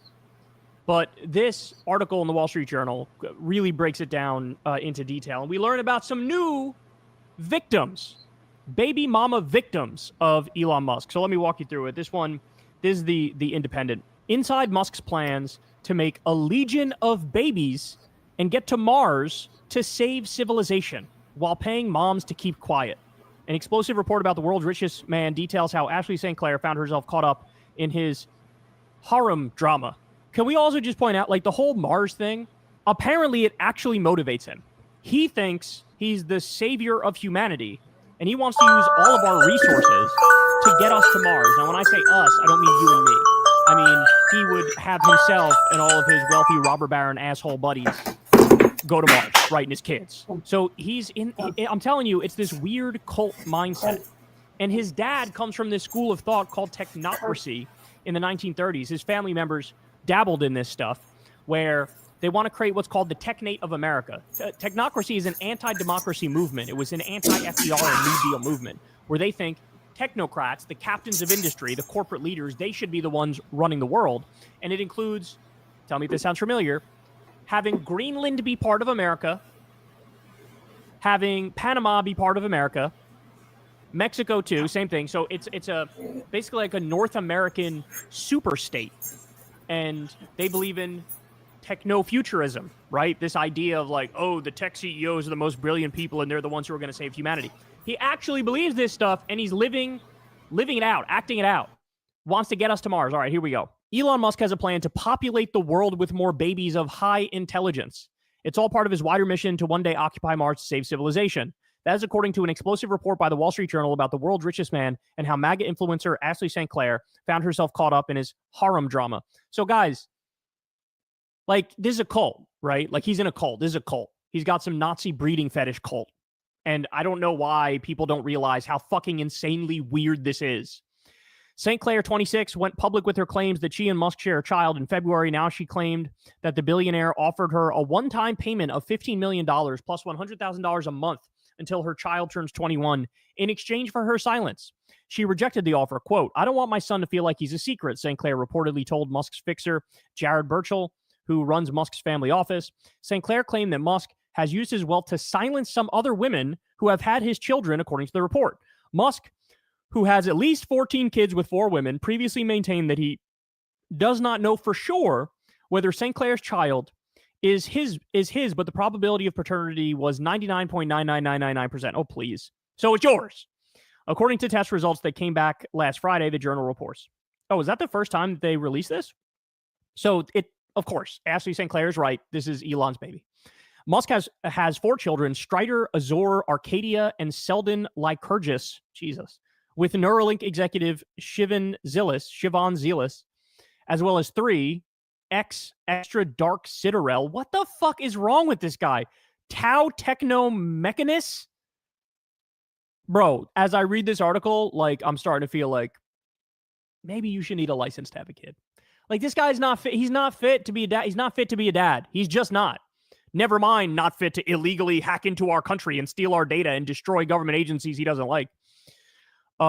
With music artist Grimes. So he's got a bunch of kids with Grimes. And he has 6 children with Justine Wilson, who was married to Musk for 8 years from 2000. According to multiple sources close to the tech mogul, the number of Musk's children is much higher than publicly known, they told the outlet. So the ones we know of are 14, and multiple sources are saying, actually, it's way more than that. This guy's a fucking menace, bro. Musk did not respond to the outlet's request for comment, but made light of it on his social media platform X by comparing the Journal to celebrity tabloid TMZ. Well, you know what? Sometimes these motherfuckers get it right. Sometimes they get it right. TMZ equals the Wall Street Journal, or is greater than the Wall Street Journal. Musk posted late Tuesday. The Independent has contacted representatives of Musk for comment. The report contains extraordinary claims about how Musk believes a declining population is a grave threat to civilization. He is driven to correct the historic moment by helping seed the earth with more human beings of high intelligence, the Journal reports, citing people familiar with the matter. What the fuck? There's a line in the Wall Street Journal article where they say, oh, he wants to populate the world with high IQ people. That's why he's having all these kids. and he's worried about the breeding of like the third world countries. In other words, those black and brown countries, bro, they got low IQ. We got to get their shit under control. They got to stop having kids. And I need to have more kids. And then people get triggered when you say he's a Nazi. Like, what else would you call that? What else would you call that? All these white, high IQ people I like, and they should have more kids. These black and brown, low IQ people, they shouldn't have kids. And the most amazing thing to me in the midst of all of this is maybe that's why he's discontinuing aid research, the aid that they were sending people in Africa for the AIDS problem. Maybe that's why he's discontinuing the food aid that USAID was giving to famine nations. See, but because a little thing that is not talked about also is the war in Darfur that has been going on for 3 years as well. And all the famine that is going on with that population of people. And the USAID has been cut off. Some of the children are so famished that they can't even swallow regular food. They were feeding them these tubes of nutrition that has the consistency of peanut butter, because that's all that their digestive systems can hold on to and nourish their bodies. Now they have stopped that. Maybe do you think that's why they haven't looked back at that? You think that's why they easily removed that? Let's continue. It's in this moment right now, people are being convinced by the thousands on a daily basis that the real high IQ, low IQ discrepancy is conservative versus non-conservative. Conservatives being the low IQ, non-conservative being higher IQ. So to the extent anybody's going to believe in any semblance of eugenics, eventually there's going to be a movement where it's along ideological lines, political lines, where it's like, obviously, the more conservative you are, the dumber you fucking are. That's what people are thinking right the fuck now because of Elon Musk, because of Donald Trump, because of their actions. And he has the nerve. I mean, this is just an admission of being a Nazi. It is what it is. Like, the multiple Zig Heils were enough validation in and of themselves. But now when you have an article in the Wall Street Journal explaining in no uncertain terms, I want to populate the world with high IQ white kids and those. And what makes him so high IQ? What makes him so high IQ? Understand that he came from a rich family, and it is alleged that his father got rich from mining a mine that he did not own, that he had fake ownership paperwork. These are the allegations about his father. What makes him so smart? That he went to a car company that was already up and started, and he some say swindle, some say purchase this car companies from the actual developers and inventors of Tesla. What makes him so smart? That he bought that SpaceX idea from somewhere else. What makes him so smart? That he goes to India and get the brightest engineers to work for SpaceX and all of his other companies, his Neuralink. He allegedly has stolen that Neuralink idea as well. What makes him so Starlink? No, Neuralink. I'm talking about the one that they put in your brain. Yeah, Neuralink. So what makes him so smart? Or is he just devious? And he brings these engineers over here and pay them half of what he would have to pay a United States engineer, and work him 3 times as much and have 3 times as much work expectation of them. What makes him so smart? And he get all of his other money as a welfare queen from the government. What makes him so smart? And now they have him all up in the government. And he thinks he is an elite piece of something else. He's a succubus. He's a succubus, has been sucking off of the intelligence and the ingenuity of a lot of different people for his own profit. So he can go around and think that he is the one who needs to populate the new earth. And let's just get rid of anything that even talks about the blacks. You know, he grew up in apartheid South Africa. He was born in Canada, but he grew up in apartheid South Africa. It is stated that his grandfather was, in fact, a Nazi. These are the reports. So let's understand who we're dealing with. This stuff is not far-fetched when you understand what has been reported about him and his family. So let's continue.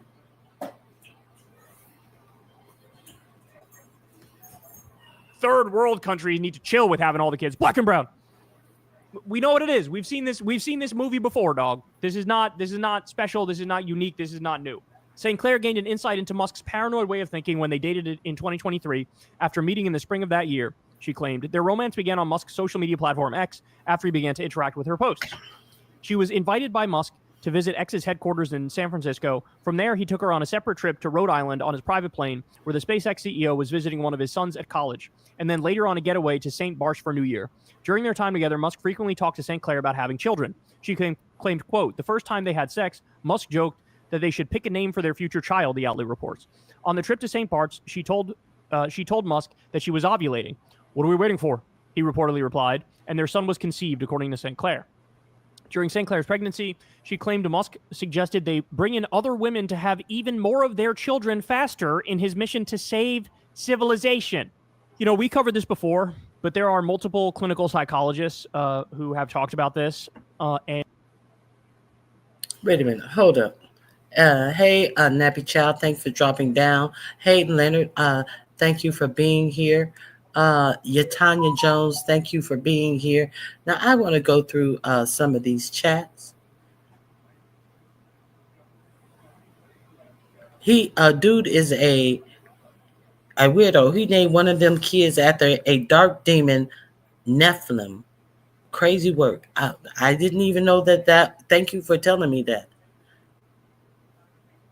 I like this guy's show. He's hella funny, but accurate. He's also married to Crystal Ball. She had a show on MSNBC for a short while. She is a good commentator as well. Yeah, I do like him. He's literally autistic. He's just taking orders from other people. But some autistic people are very high functioning,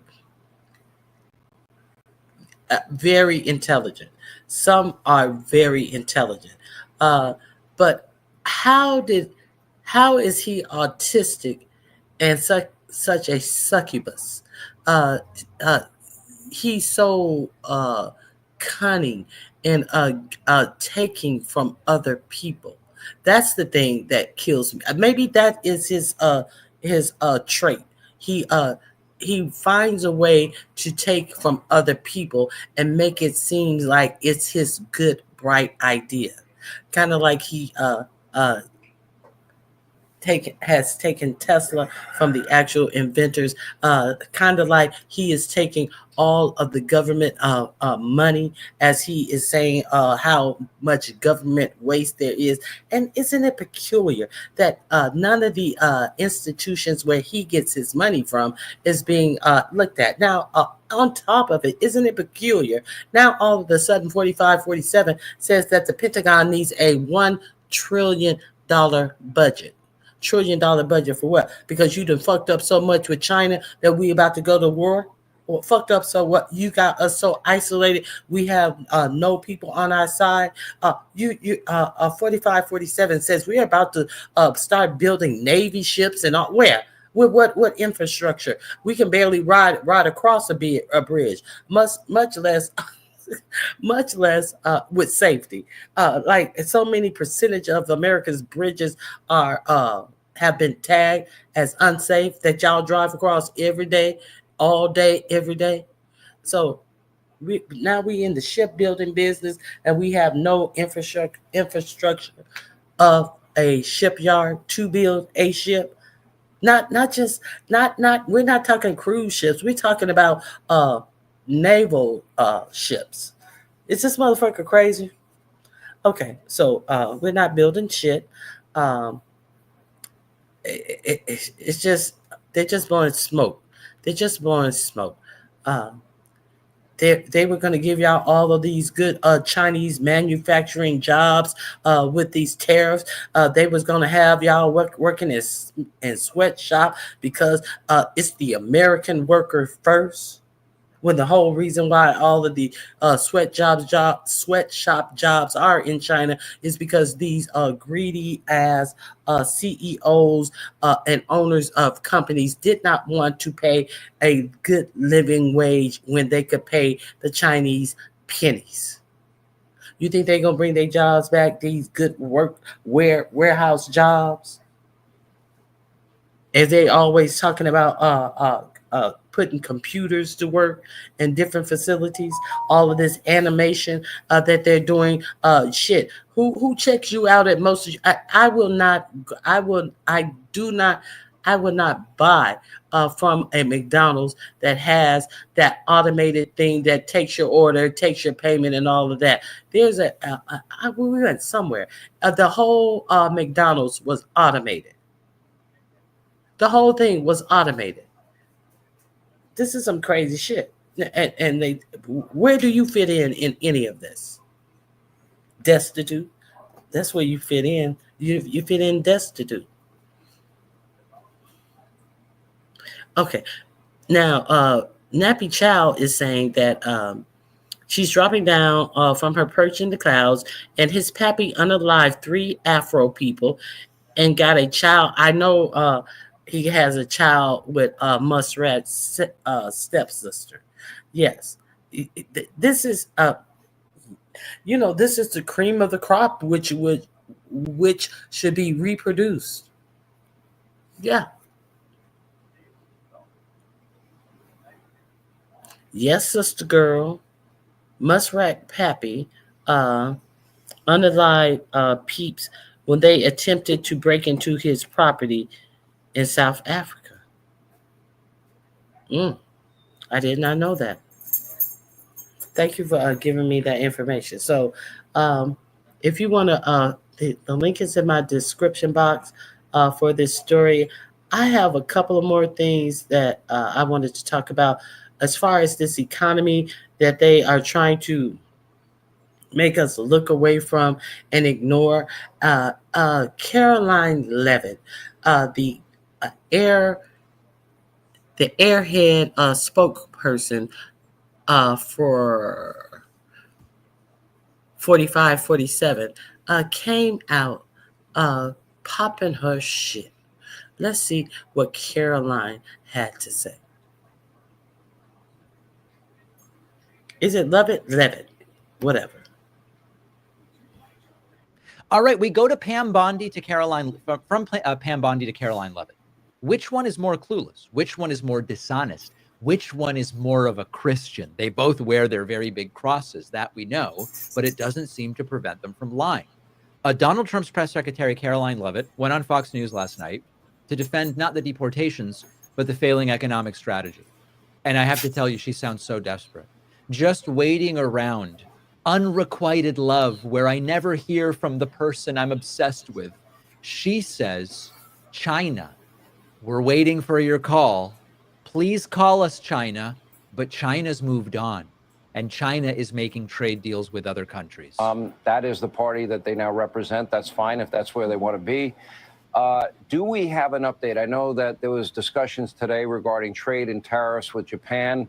I expect that probably a lot of countries are going to be signing deals in the days and weeks ahead. Can you update us?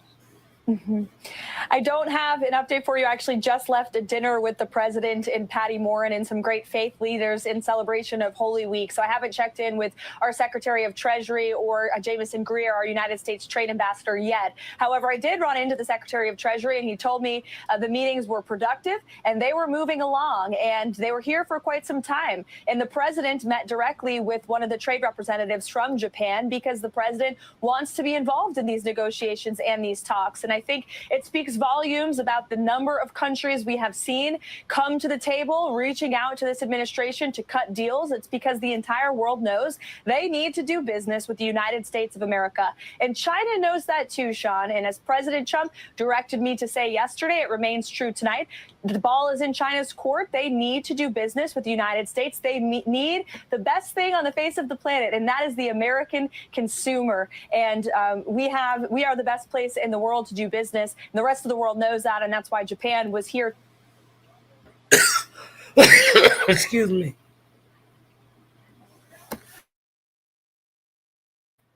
Excuse me. Is she serious right now? Is she serious? She's serious right now. She's trying to sell us a bill of goods that, if you don't know by now, is bullshit. China has moved on with other trading partners. We are the one who don't produce anything. We are the one who have to import most of the things that we use here because it's not made here. So while it was convenient one-stop shopping in China, they have really fucked up this economy, something real bad. So while she's talking this dumb shit, I just got done with dinner with the president and during this holy week, but nothing about the economy because my life is so grand, and I just bitch, nothing about the economy. That your grand president fucked up for the whole United States of America and other countries on top of it. But they need this strong American economy with all of the people that this muskrat is putting on the streets. Hold on.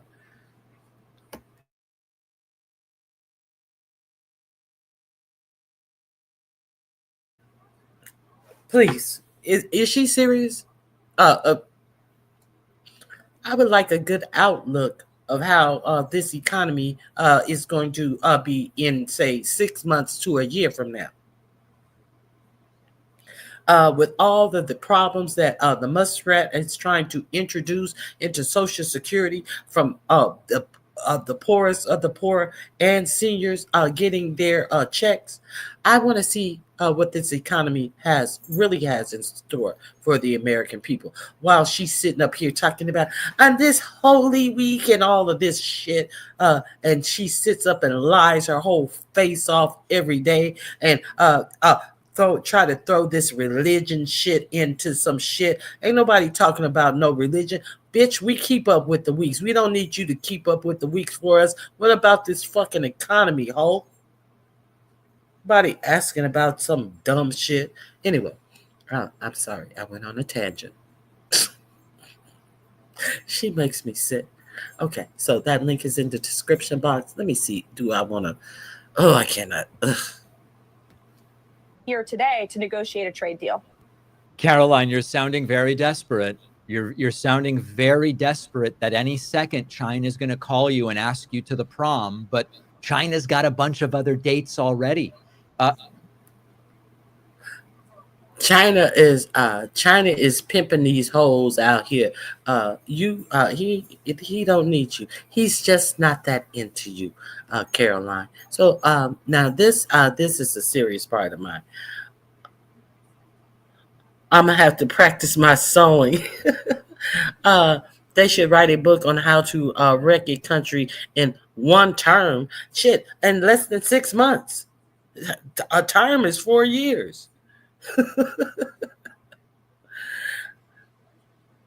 Lying while wearing clothing from China. All of this just because they didn't want a woman in office. Say that, a black woman in office. A woman, period.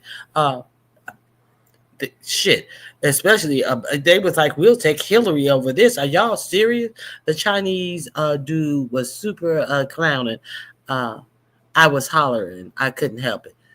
Trump would have to bend the knee or threaten with military, which isn't a good move. Exactly. He has really messed it. Hey, Choctaw chiefties. you can, the replay is always available. This was a short live. Now I'm getting to the more serious stuff that I wanted to share with you guys about the title. Do you have any real standards? And these are the standards that I am talking about. While 45-47 is doing all of this fuck shit, the dollar is being devalued more and more. If you hadn't listened to me talk about the BRICS, we don't hear a lot on the news about the BRICS. So when I found out the details about the BRICS, I was astounded. Now they started with Brazil, Russia, India, China, and South Africa. 5 countries they started with. Now they are estimated to have, I think they said by the close of this year, over 42 countries who are part of the BRICS. And they are trading in their own dollar, and they're, instead of stockpiling American dollars, because they had to, because America had trading on the dollar standard. Now they are able to trade within their own money. They don't have to put a bundle full of cash in the World Bank that is in Washington, D.C. No, what they're doing is they're buying a lot of gold up. And I keep on telling you guys this. Why do you think that they killed Gaddafi so quickly? Because Gaddafi was talking about putting the Middle East on the gold standard. So now all of these nations, they're stockpiling gold. They talked about, I showed you a video when I was talking about the BRICS, and they were talking about how much gold Russia and China have been buying and amassing. So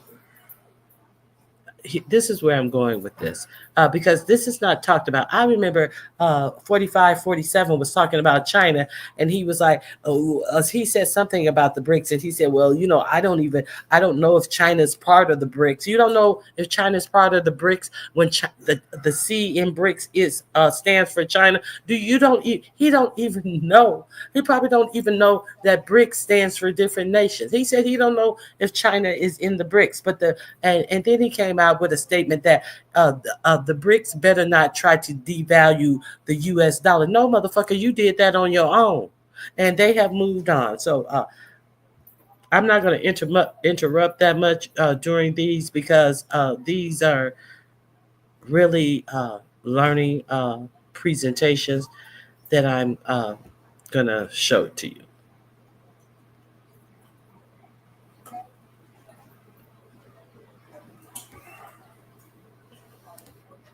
The name of this video is Trump Stunned as U.S.-China shipping shuts down, Boeing tanks and ports jammed, electric vehicles and EVs.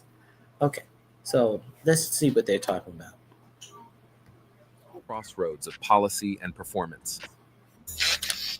Welcome to your ultimate pit stop, Piston Pundit, where we decode the high-octane crossroads of policy and performance.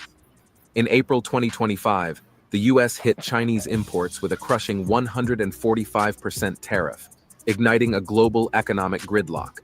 Containers piled up in ports from Shanghai to Guangdong, Amazon and Five Below hit the brakes on orders, and Boeing stock nosedived as China halted aircraft deliveries. From jammed cargo lanes to shaken industry giants, this is more than a trade scuffle. It's a seismic shift in global commerce. Let's dive into the tariff shocks, shipping snarls, and strategic pivots now reshaping the auto industry and beyond.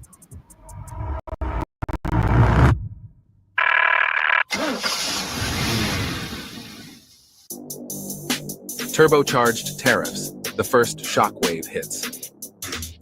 What started as a policy maneuver exploded into a trade war detonation. In early April, the U.S. slapped a stunning 145% tariff on a range of Chinese goods, from consumer tech to critical industrial components. When I started drinking warm water to help me lose weight, my friends laughed at me. But when they saw how fast I was changing, China fired back, locking both sides into an economic drag race of retaliatory tariffs. Within days, Major Chinese ports like Shanghai and Guangdong reported up to a 10% dip in cargo volume. That's not a blip, that's a seismic shift. US retailers reacted fast. Five Below told suppliers to pull the plug on deliveries, even returning containers already en route. Amazon axed orders, looking to avoid absorbing those brutal tariff costs. Now zoom in on the auto industry. Thousands of components, wiring harnesses, sensors, electronic modules that automakers count on from China are either stuck in port or hit with sudden price hikes. That means thinner margins and blown production timelines. The piston stops turning when the supply chain breaks down, and right now, it's misfiring badly. But port delays are only compounding the problem. Let's head to the docks and look at the next pressure point. Clogged ports, stalled progress. The aftermath of this tariff escalation is written all over China's ports. Container traffic has slowed to a crawl. By mid-April, not a single vessel was scheduled to depart for the US from the region's busiest docks. But this isn't just a bottleneck, it's a full-blown gridlock. Chinese exporters, fearing products will get slapped with tariffs or rejected outright, are holding back shipments. Warehouses are overflowing with goods that were bound for American markets. The just-in-time delivery model, a linchpin of modern auto manufacturing, is collapsing under the weight of unpredictability. For automakers, every missing component halts a production line. No sensors, no cars, no steering columns, no trucks. Multiply that delay across dozens of facilities, and the result is financial pain, with possible ripple effects like worker furloughs or vehicle delivery delays. And it gets worse. Shipping containers are now effectively stranded, jacking up freight costs, distorting global logistics, and throttling the already fragile post-pandemic recovery. Those increased logistics costs don't just eat into corporate profits, they risk trickling down into higher sticker prices for the end.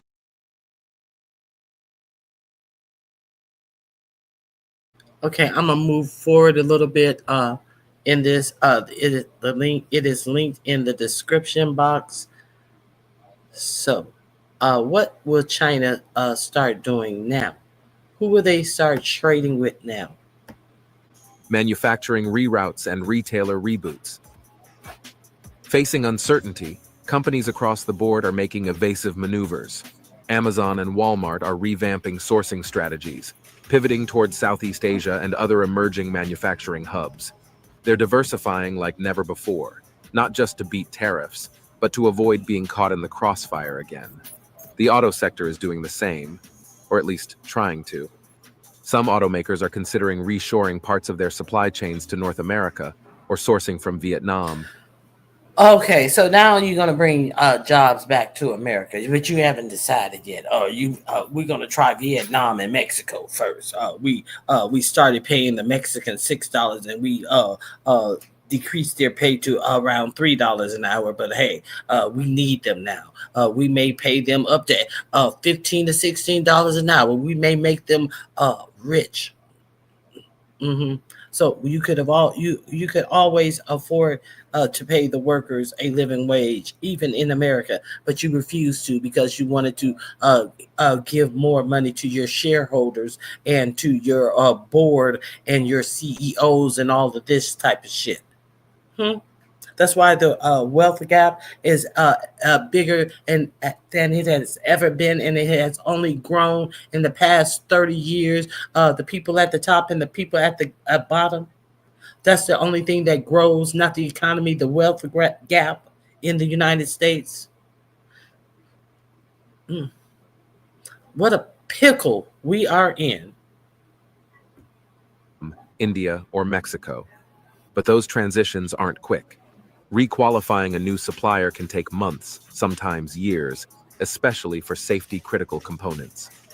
Complicating things further is the closure of the de minimis loophole, a policy that used to let goods under $800 enter the U.S. tariff-free. That rule was a lifeline for e-commerce and aftermarket retailers, particularly for auto parts. If you're a woman over 60 and you want to lose weight, you should listen to this. If you want to drop this.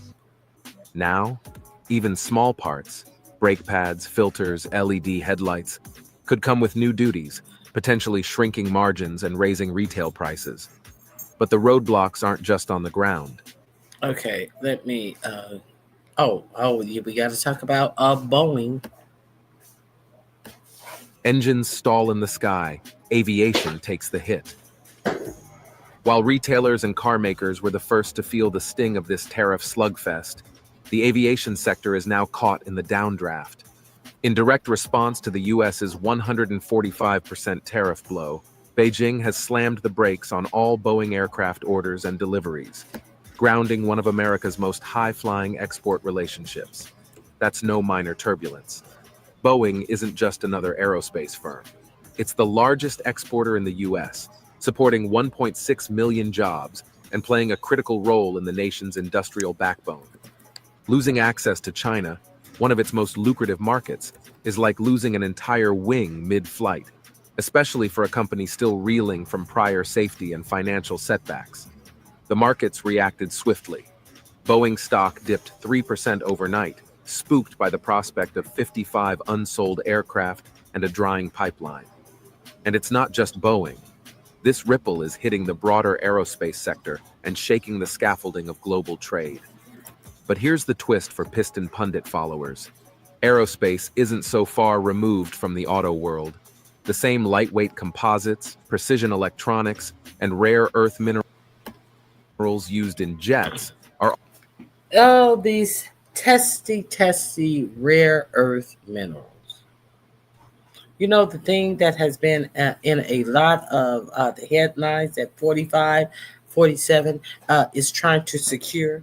And the thing that South Africa said that you will no longer get any of our minerals when 45, 47 came with a lie from the buddy who's in his ear from South Africa with the lie that South Africa was taking land away from the South Africans, and therefore 45, 47 said the guy who wants to get rid of all illegals, all immigrants, and all of this, he opened the United States up to South African whites because he believed the lie. He got off his plane one time and said, they're doing horrible things over there in South Africa. And, you wouldn't believe some of the things that they're doing. Of course, we wouldn't believe them because you didn't state them out because you had nothing to state out. Somebody just whispers something in this bobbling blob's head, and he comes out here and tell you how poorly they are treating the white South Africans, because South Africa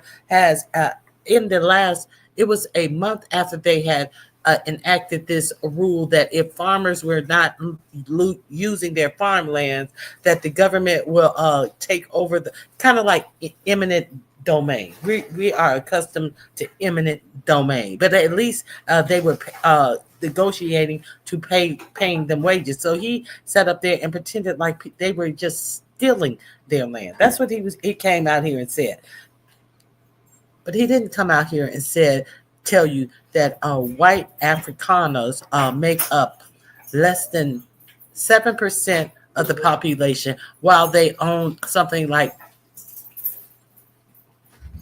74% of the land in South Africa. He didn't say nothing about that. Did he say? No, he didn't mention that. Okay, so where am I going with this? So when he did that, when he made that move, and then he said that he was stopping aid in South Africa, the AIDS that was started under, I think, Bush 1. He stopped and then the South African minerals guy said, and the U.S. will not get any more of our minerals. He didn't understand that South Africa is a main part of BRICS. No, South Africa didn't need and to be fucking treated that way, just the same way that they thought they were doing something to Russia when they put the sanctions on Russia during I think it was Biden. Yes, it was Biden who put the sanctions on Russia, thinking that they would get out of the Ukraine quicker if they had sanctions on them. But no, What Russia started doing was selling their oil to China because they are partners in BRICS and they have made more money selling to China. So 45, 47 don't even understand the world that he's living in. He didn't even know China was a part of BRICS. I don't know. Are also essential to EVs and advanced vehicles. China's tightening grip on rare earth exports could throttle production across sectors, from electric cars to infotainment systems. So what's next? It's not just about short-term turbulence. It's about where we're headed long-term. Let's wrap it up by looking at the road ahead. Decoupling drives a new roadmap for trade. This isn't just a trade spat. It's a rewiring of the global supply grid. The US and China are no longer simply trading partners. They're strategic competitors reshaping their industrial destinies. Washington is now pursuing strategic decoupling, pushing to repatriate critical industries like semiconductors, EV batteries, and pharmaceuticals. Wow. Oh no, Cool one ride. second. But your garage sucks. Legislation such as the CHIPS Act and Inflation Reduction Act is revving up efforts to build domestic manufacturing horsepower. Meanwhile, friend-shoring initiatives aim to redirect supply lines through geopolitical allies. But for automakers, this pivot is a tight corner to navigate. Replacing Chinese suppliers isn't just a matter of swapping parts. It requires re-engineering entire supply networks, retraining vendors, and investing billions into new infrastructure. That's no small pit stop. And China, they're not idling. They're steering hard towards self-reliance, boosting local demand, and deepening ties with emerging markets. The world's largest factory is recalibrating, and that sends shockwaves across the auto sector. The real question now, are we shifting into a multipolar world of regional trade blocs? If so, global automaking as we know it may be in for a radical rebuild. Legacy strategies based on cost efficiency are now colliding with geopolitical uncertainty, and someone's going to have to pay for the adjustment. For car buyers, that could mean fewer choices, longer waits, and steeper prices on the dealer lot. Final lap. Okay, so this is in my description box. Now, who is China trading with is another question. I have it right here. Let's see if the EU, since the EU who were our partners, and since 45, 47, we heard that they hated opening up the shipping lanes when they wanted to project that this is what we're doing. They're not letting the ships go through. And then you see in their signal communication, oh God, I hate that we have to help Europe out. Yeah, well, we need to see what type of money and and guarantees that we can get from them for doing this. But these are supposed to be our partners that we are concerned about. Okay, so we see what type of administration and what type of transactional people we were dealing with. So hey, the EU and China is like fuck that. We ain't dealing with that. All this uncertainties, all this flip flopping from a whole impaired thinking a motherfucker. I'll put it that way. Okay, let's see. Do you remember the good old days of transatlantic trade?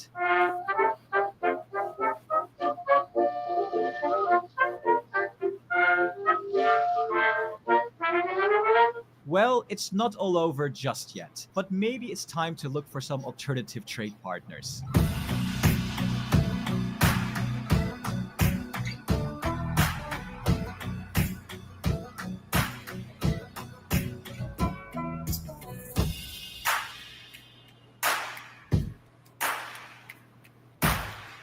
The European Union is the world's trade champion. In 2023 alone, it racked up 7.6 trillion euros in trade, which is 16% of the global trade share, more than the US and China.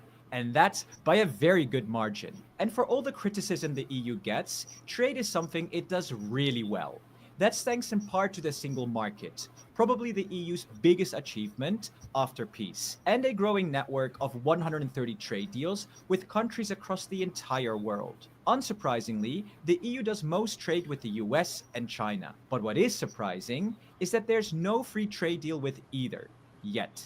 Seeing the US at the top is especially worrying, especially with Trump flipping the tariff switch on and off, hitting European economies very hard. So in this video, we'll look at the EU's trade with the US and how we could diversify or even replace it. And yes, we think it's possible.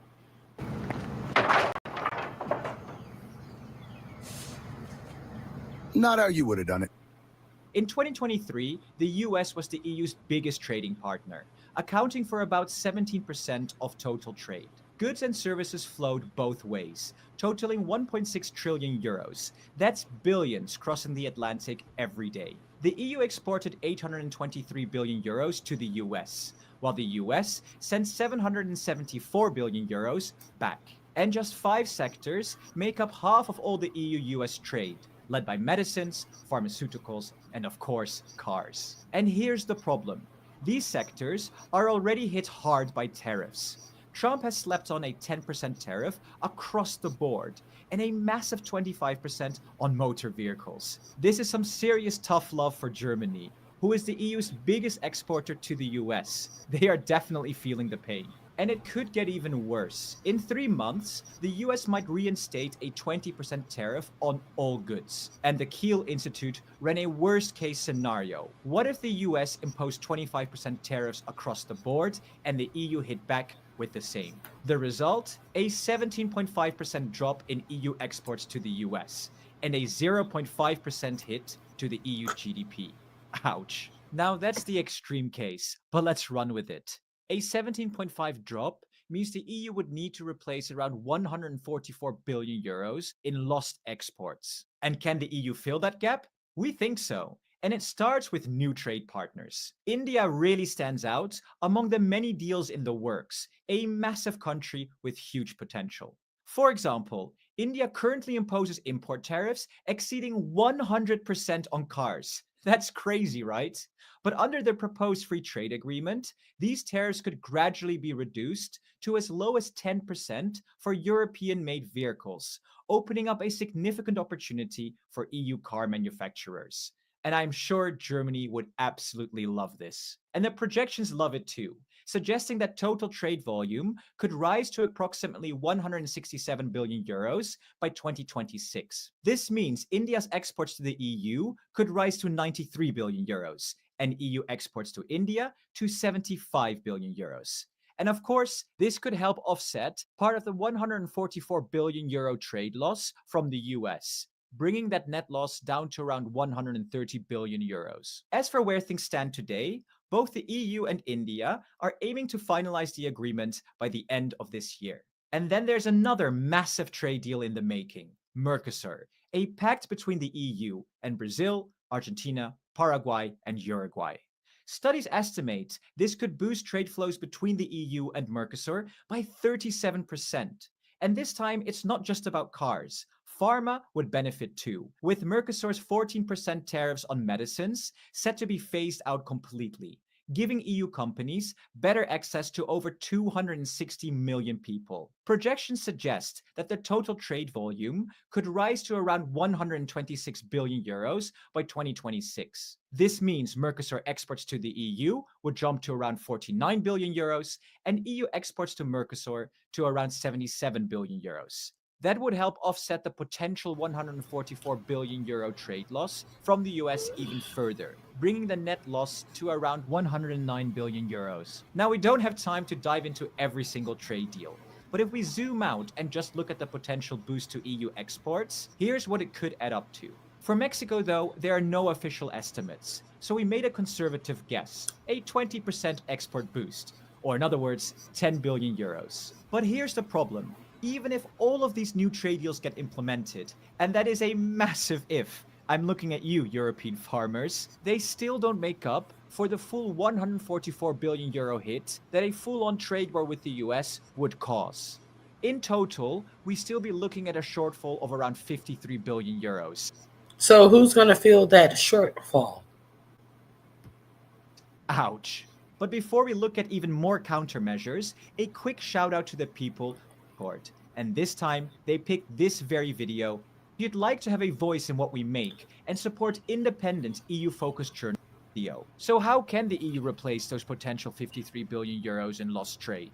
And some of you are probably shouting, China! And fair enough. EU-China trade hits a massive 739 billion euros in 2023. And strikingly, there's no trade deal yet. And with a Europe-China summit coming up in this July, the relationship could truly deepen. But here's the issue. We risk falling into the same trap as with the US. Too much reliance on one unpredictable partner.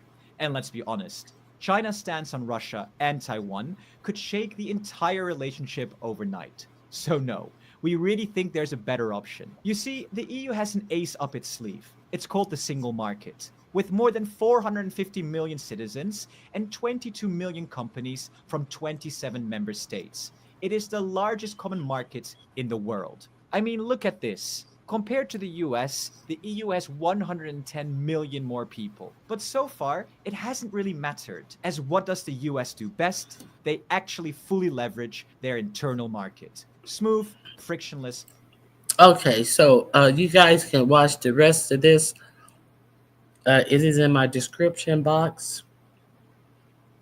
And I want to share one more video about, because if you don't understand who really need trading partners, it seems like we need trading partners, because we have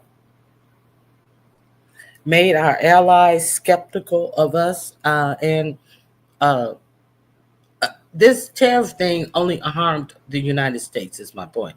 Everybody else is looking to create new trade deals, and while we are sitting up here talking about we're waiting on the phone, and so many people are calling us. Did the nation that only have penguins call you? Did the nation that only has a U.S. military bank call you to make trade agreements for the sanctions that you put on them as well?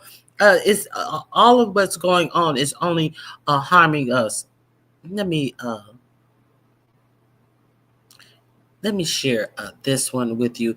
This one is kind of long. I'm just going to let it play all the way out, because if you have to go, I may not let it play out. I have a couple more things I want to say. This is also in my description box. Be the largest transfer of wealth we will ever see in the history of money. And today we're talking about real money, not this garbage here, not this fake paper stuff. I just don't know why people work for this garbage. This is toilet paper.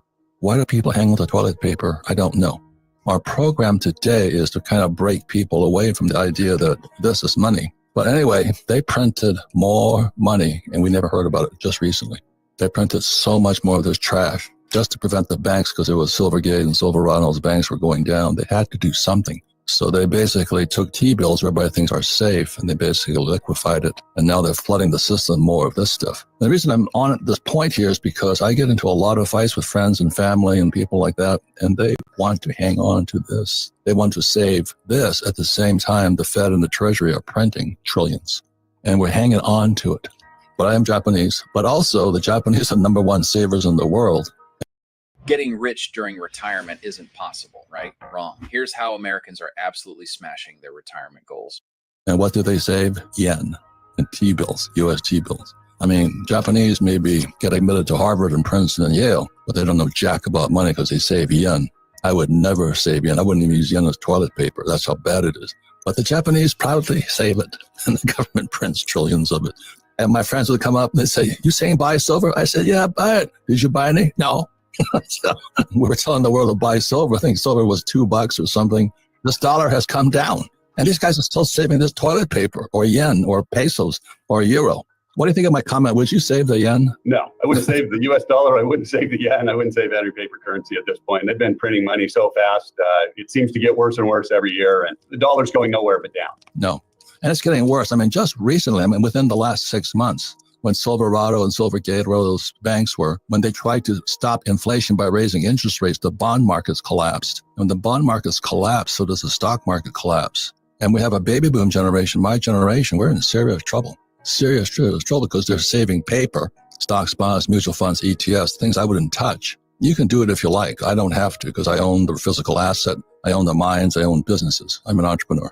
But so many people are being set up. Yeah, they are being set up. And really, Robert, I look for tipping points. And the tipping point, when they really started printing up a lot of money, goes all the way back to the year 2000 when Alan Greenspan, after the dot-com bubble, just started printing money like crazy.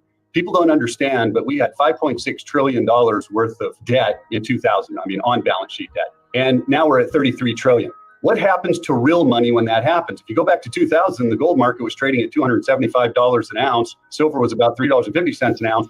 We've added so much paper money, it's making the value of tangible assets worth much, much more. That's what people have to get wrapped around in their head. Every time they print more of this paper money, that becomes worth less and the tangible assets become worth more. And right now, the next hot new thing is that AI, artificial intelligence. I did a talk at my friend Ken McElroy's event. Somebody said, what is AI? I said, a college degree. You don't learn anything about money. That was my poor dad, PhD. I kept saying PhD is for poor, helpless, and desperate. And then you go see a financial planner who's only rewarded by selling you paper. Financial planner will not recommend gold or silver because they got no commission from it. Is that correct? They don't want to recommend that, which is really sad because if we go back to 2000, I always use this example and some people agree with the time period, some people don't, but I like using long-term horizons. In 2000, if you would have invested $100,000 in the stock market, forgetting about dividends here for a second, today that'd be worth about $320,000. If you would have invested $80,000 in the stock market and $20,000 in the gold market, that's worth $385,000. You picked up $65,000 extra dollars in your bank account over that time period by investing just 20% in precious metals. Why? Because they print up more and more of the paper money, the fake money, and the tangible assets become worth more and more. Look, you've lived it. You started this a long time ago with your education about real estate and precious metals. Those are tangible assets that have appreciated in value. You would have done very well by owning those and gotten away from that paper dollar. Right. I'll just say I don't trust anything they can print. It's that simple. I own oil. I don't own, Standard Oil or Exxon. I own the oil in the ground. I don't want anything they can print, but that's me. But that's what Rich Dad stands for. We don't recommend going to college and getting a college degree, then your PhD, and then look for a job. Oh my God. Especially today, because, I've been listening to records and what's happening with AI. Unemployment's about to go through the roof. Records is calling for tens of thousands of people to be laid off simply because the economy is sliding into a recession, possible depression. And all the manufacturing companies throughout Europe and all that, they don't have jobs. They don't have any work coming in. And China, China didn't save the economy. And people are still going to school, looking for a job, saving money, putting the money in a 401k full of 401ks and IRAs and all this other mutual funds and ETFs. Anything you can print, I don't want to trust. But that's me. I'm not recommending you do what I do. But that's why all these years I've been saying buy silver. And of course, has anybody bought silver? No. They hang on to that yen. Oh, yeah. They love that paper dollar. It makes them feel rich when you can look at it in your bank account. Really, I think that's the allure of everything. Hey, I see how much money's in my bank account. It's absolutely doing nothing. First, you weren't getting any interest. Now you're getting a little interest that's still below the rate of inflation. So it's not helping anyone at all. And like I said, your education for people is so important, especially now with this AI and how much money's getting printed, that people really should start listening here. And how many people will lose their jobs in a few more years? It's going to be massive. About 25% of the building is completely empty. I just re-signed my lease for the same amount of money in my lease per square foot that I signed 8 years ago. They had to do that because any more people leave this building, the bank won't even refinance their loan going forward. So they're just forced into lower and lower lease rates. But that gives you some sort of an idea. 25% of a building in the middle of Los Angeles is completely empty and they can't fill it up. Well, they're all moving to Arizona. That's why. I saw the light about 30 years ago when California tried to tax my worldwide income. And people don't know what that means because they don't have worldwide income. But if you're an entrepreneur, I have income coming from all over the world. So they want to take all of that. I said, adios. And we left. Oh, sure. Hey, not only that, if you leave the state, they want to keep taxing you after you leave the state. So it's not a tax-friendly state at all. We must be in sci-fi or someplace. We're in a bad movie, right, Kevin? Oh, yeah, it is a bad movie. And this money printing is going to continue. And the government has no choice but to print money. There's absolutely no choice but to print money. That's all they know how to do. It's not only do they not know anything else to do, but I'll give you an example. We'll have a fun game here. I'll prove to people you can't stop printing money as the United States or basically any other country. So you and I live on an island and you're the banker because you're a smart guy and you have all the money and that money is 10 shells. So the whole island's money supply is these 10 shells. And I come to you and I said, Robert, I have this incredible entrepreneurial idea. You look at me and you say, that is unbelievable. I will loan you the 10 shells at 10% interest. I take those 10 shells, I spend it to start my business. At the end of the year, I get all 10 shells back and I come and I give them back to you and you put me out of business. Why?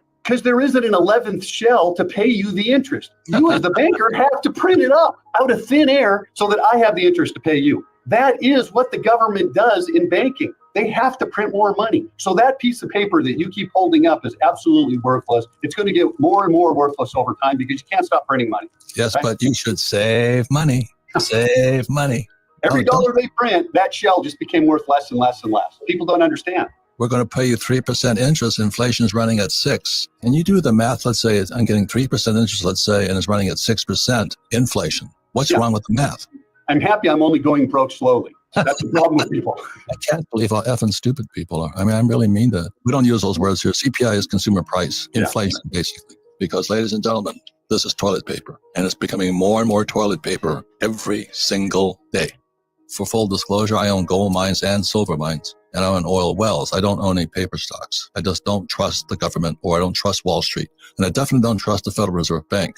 If you have friends, family, cousins, or relatives, or that stupid neighbor down the street who's still saving trash, pull up this and discuss the subject of, is this money? Is this trash? Is this fake? And are you going broke saving money? Get together with friends and family and discuss it. Like I said, my family is, we're fourth generation Japanese, but we still act Japanese. We still save money. And I talk to my brothers and sisters and they think, well, I gotta save this. And I started this whole program to Kevin and said, would you save the yen? But that's what the Japanese are doing.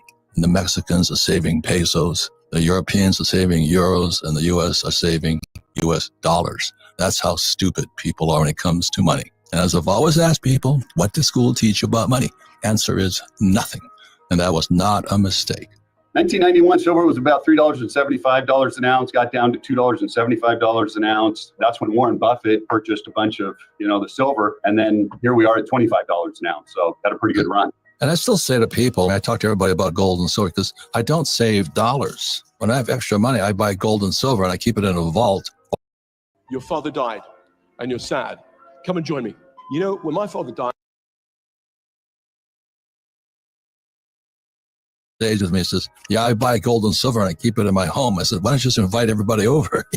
Idiot. Yeah, right. Never keep it at home, right? I got some crazy stories. There was a guy that purchased a fair amount of gold and silver, and fairly wealthy guy, and goes on vacation and had a floor safe. And his kid showed his next door neighbor friend the floor safe. And when they came back, there was a jackhammer halfway through getting the safe out of the ground. And they called who rented the jackhammer. It was the kid. So yeah, I probably wouldn't keep it at home. There's all sorts of crazy stories that I could give about keeping it at home. Go back to the story on the desert island with the shells. I mean, what happens after that?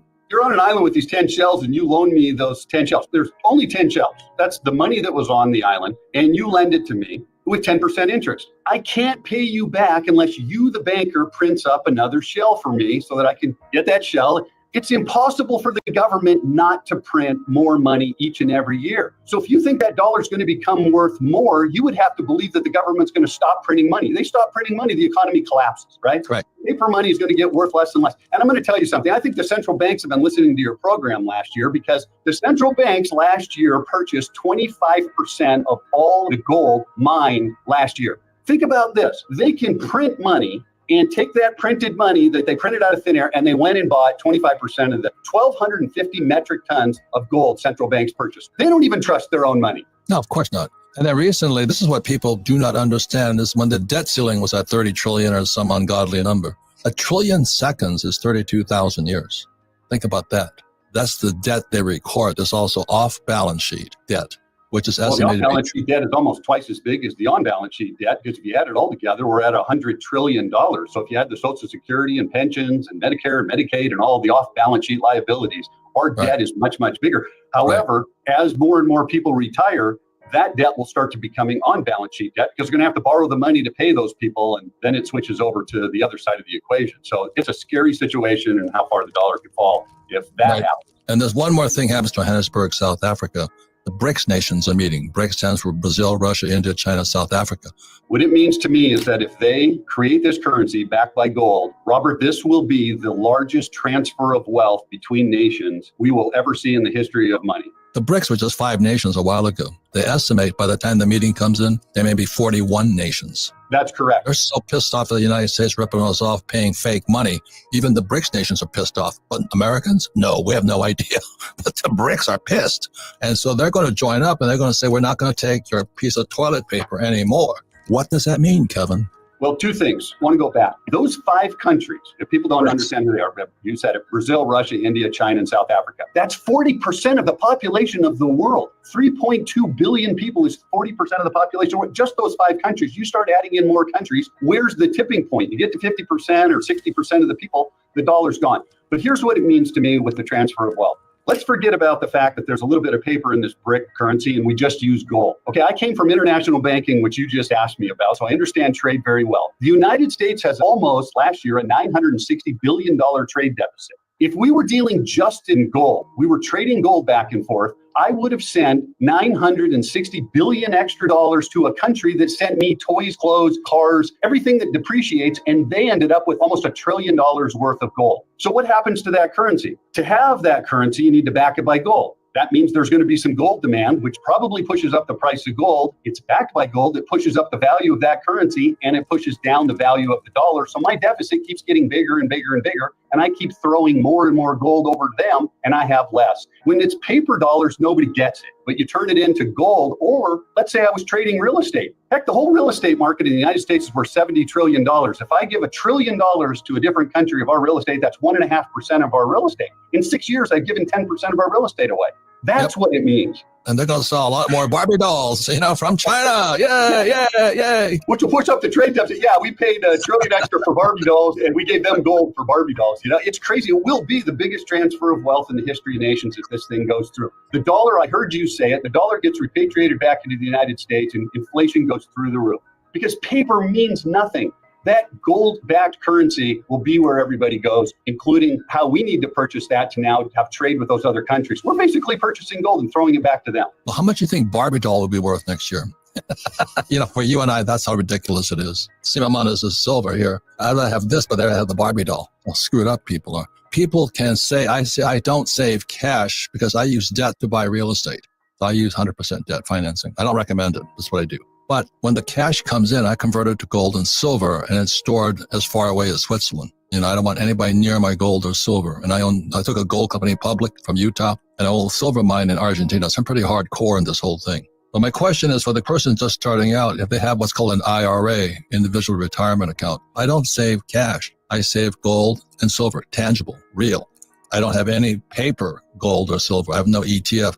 You can buy a silver ETF, it's under SLV, and gold ETF is GLV. That's paper gold and paper silver. That would be like someone giving us a phone call and I said, hey, look, I'll sell you the gold and then I'm going to deliver 80% of it over to HSBC Bank in Hong Kong or over in Great Britain. That's where it's going to be held, but it's not 100% in gold. Would you do it? Most people would say no. Okay, well then why are you doing GLD or SLV? You're not getting 100% backing of gold, and it's held somewhere else that you could never get a hold of it. I don't think anybody would really want to do that if they thought about it long enough. Hypothecation means you buy this thing in a piece of paper, and they'll sell it 10 different times. They'll just keep selling the same piece of crap silver paper 10, 20, 30 times. So what happens if a person wants their money back at the same time, which is what might happen with the BRICS nation this year? There won't be any gold or silver there. That's the possibility. It's a futures and options market. They're selling gold and silver they don't have.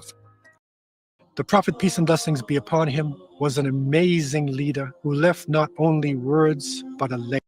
I just want people to start saving gold and silver, not dollars, because they're going to print more and more and more of it as the debt gets bigger and the economy goes into a downturn. And as I said, my friend Jim Rickards, who also recommends gold, Jim Rickards is calling gold to go to 15,000 an ounce. But anyway, ladies and gentlemen, a lot of people who are in the know don't trust the dollar. They don't trust the Federal Reserve Bank. They don't trust the Treasury, and they don't trust Wall Street. If you do, keep saving this toilet paper. What does a school teacher know about money? Nothing. It's a game.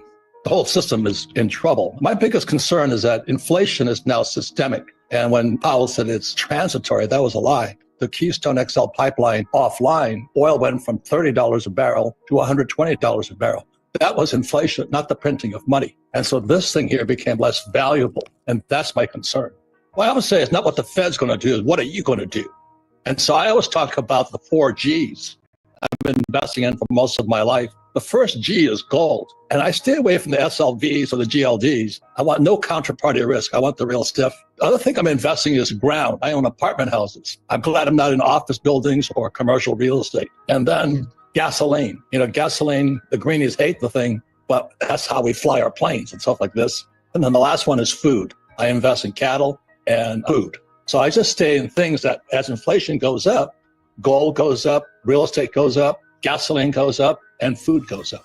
So I invest with the inflation, not against it. Well, I'm a big advocate for financial education. So in the 1970s, when I got out of the Marine Corps, my rich dad had me take two things. I had to learn how to sell because sales equals income. And then I had to learn how to invest in real estate because real estate is debt. So most people say, live debt free. I had to learn to use debt as money. And as you guys know, in 71, Nixon took the dollar off the gold standard and the US dollar became debt. So I do almost everything opposite of what the pundits say. I'm not debt free. I use debt as money to acquire real estate, and that minimizes my taxes. That's what I do. I own equities of companies I've taken public. I've taken two companies public, one off the Vancouver Stock Exchange via an IPO, and the second on New York Stock Exchange via an IPO.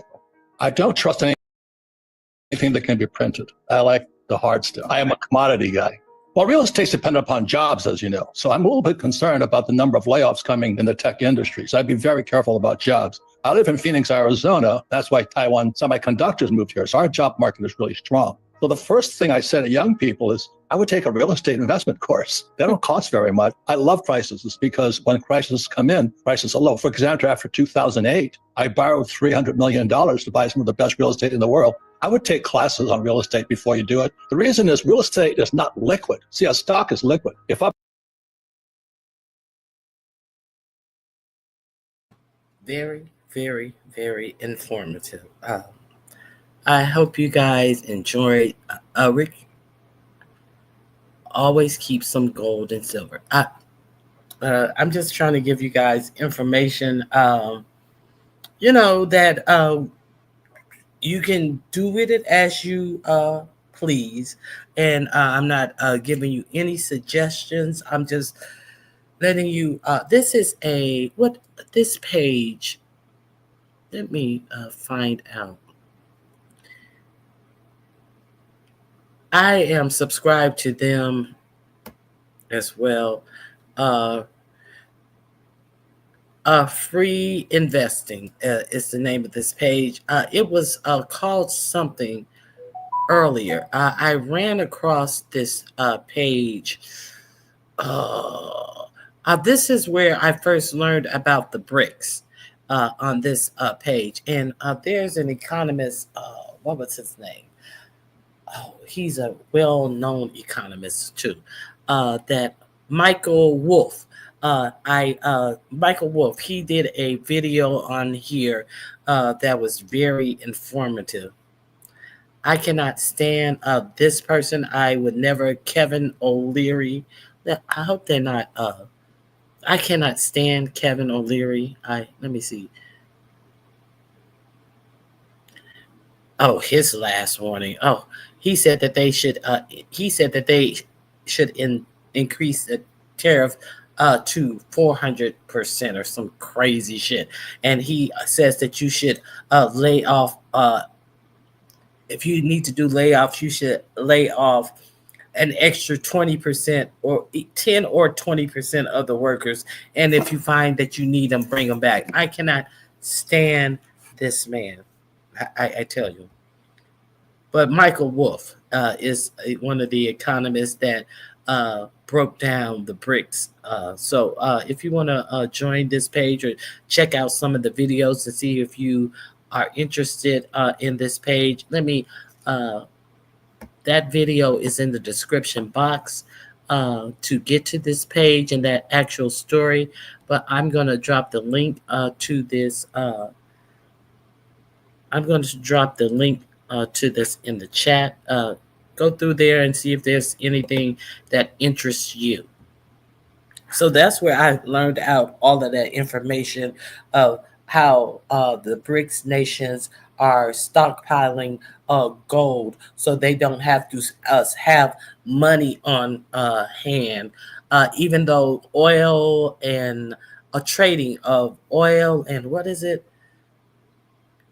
They made sure the dollar made sure. I mean, the Americans made sure that the trading standard was on the dollar, and since they are being isolated, America is isolating itself by choice. These BRIC nations and more countries are joining the BRICS nation, and their motto is to put everything in gold.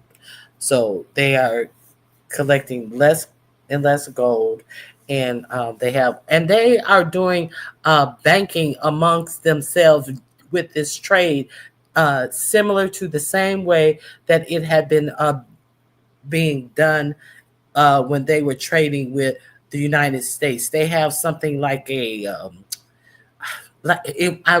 would akin it to a debit card that they use to transfer their money out of the World Bank in DC and this, that, and the other. Now they have the BRICS have their own, because there is no universal money with them. They all use their same money, but with their ATM card, they can transfer money in gold.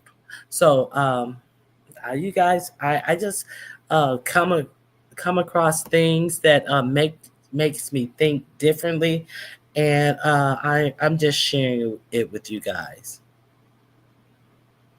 They talk all of this, but your wages never go up.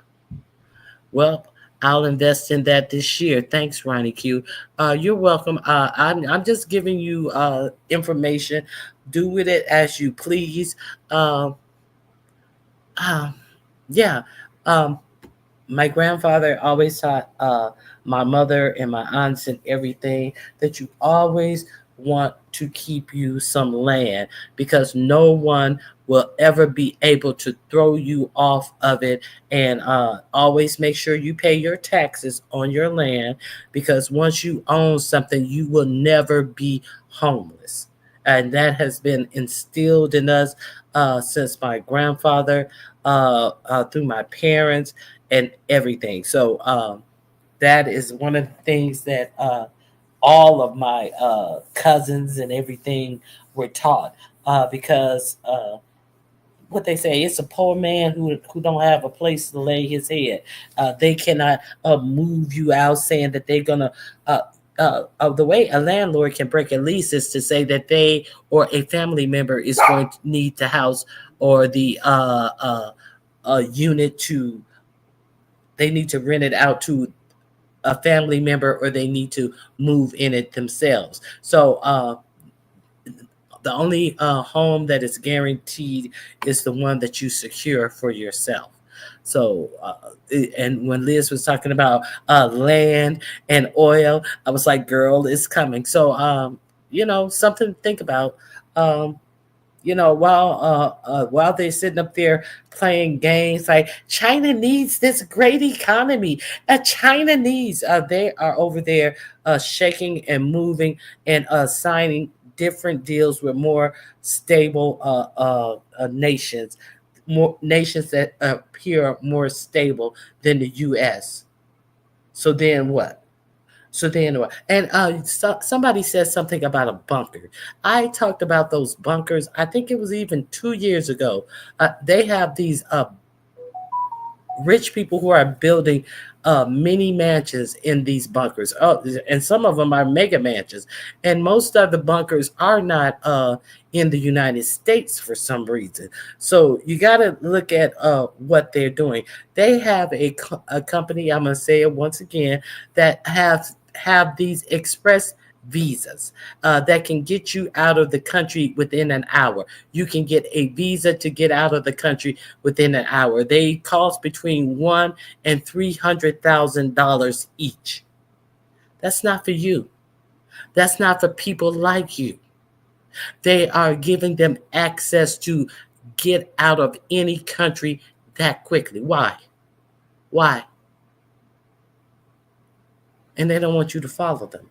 Why? Okay, so it's a niche visa operation. It's all legal. and can get you out of the country real quickly. Why does somebody need to move that quickly? They know things that we don't know. So these bunkers, and remember, they always try to depict people digging bunkers in their backyard and crazy and stuff. Now they have mega mansions, a place to cool your wine, a place that's a temperature for your artwork, your wine, whatever, with air filtration and water filtration systems that are supposed to be able to enable you to stay in your bunker for 20 to 30 years. And it's big business. That was 2 years ago. It was big business.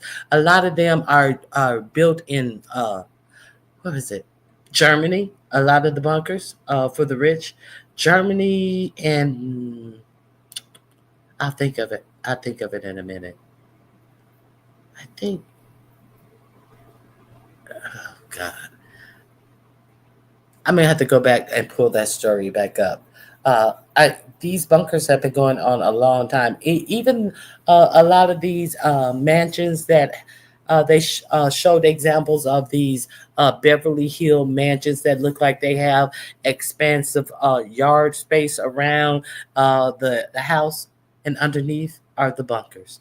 Some of them that look like they are set back from the street with a big, massive yard. Underneath that massive yard are the bunkers. So it's quite interesting. But that is a thing now. They have silos that they are old missile silos in Arizona that they are making to different levels of bunkers that you can buy between $1 million and $5 million. They're kind of like condo bunkers. So the deeper you go down, the more expensive it gets. It's kind of opposite of a high rise. The penthouse is at the bottom floor because you're more safe. So yeah, that's a big business as well. I've talked about that as well.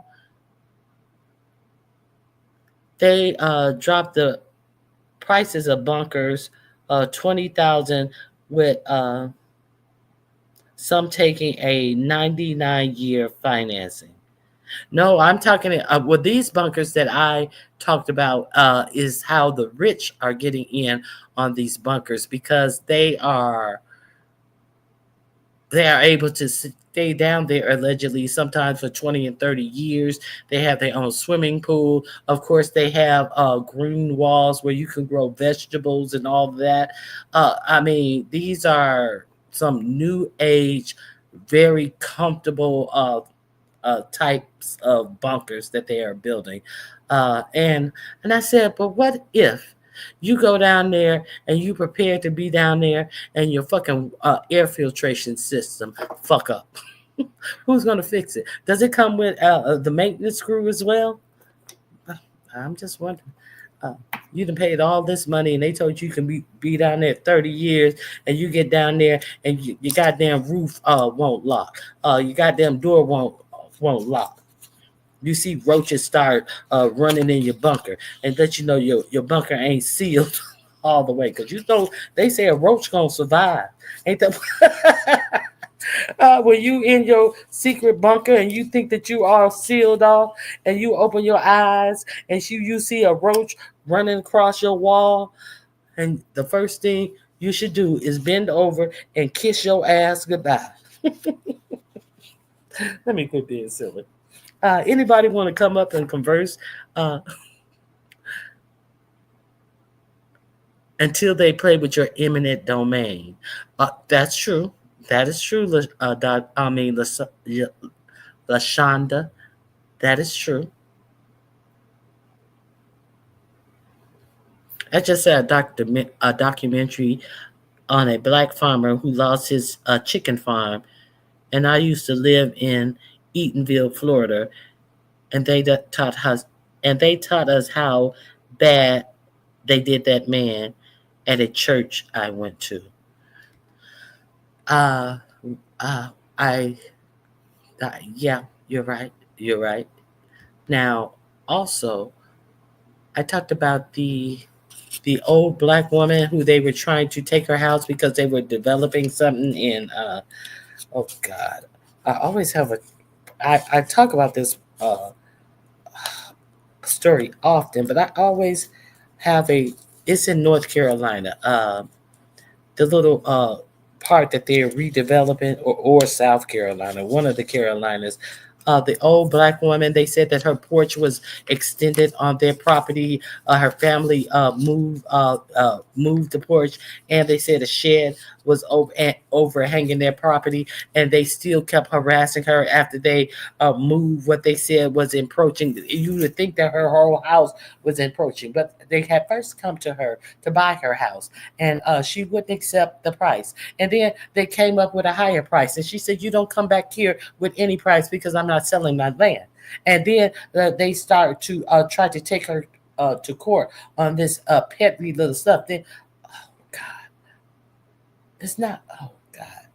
Oh God, what? What part is that? A View is a View. You remember? It's a. They have a lot of resort type of stuff out there now. In the Carolinas. Where is that?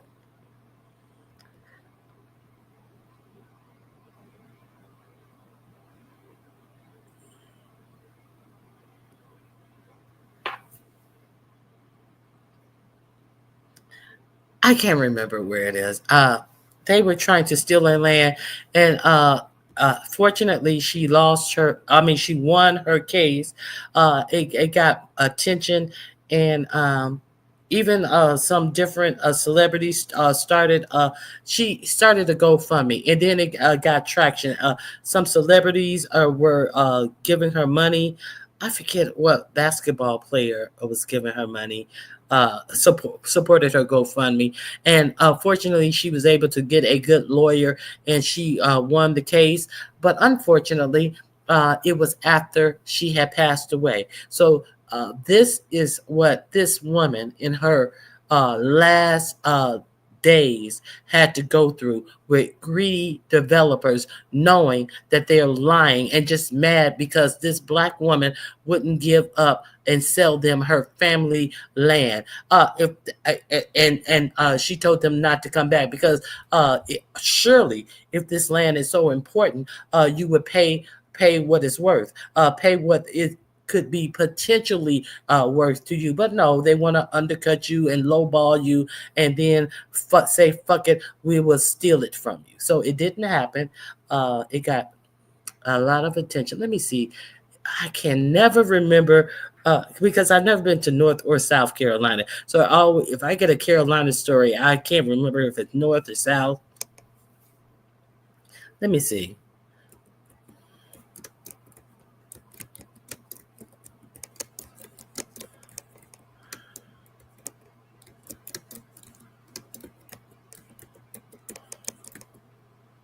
Let me see.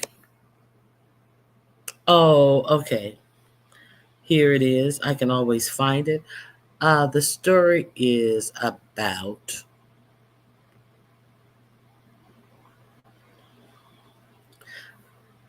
developer sues black 93-year-old woman who won't sell her home that's been in her family for generations. South Carolina. Okay. Let me see. What is the name of the town? They are actually bringing that town back up. Well, it's a lot of people that go. They went on a group trip for the show Married to Medicine to this town.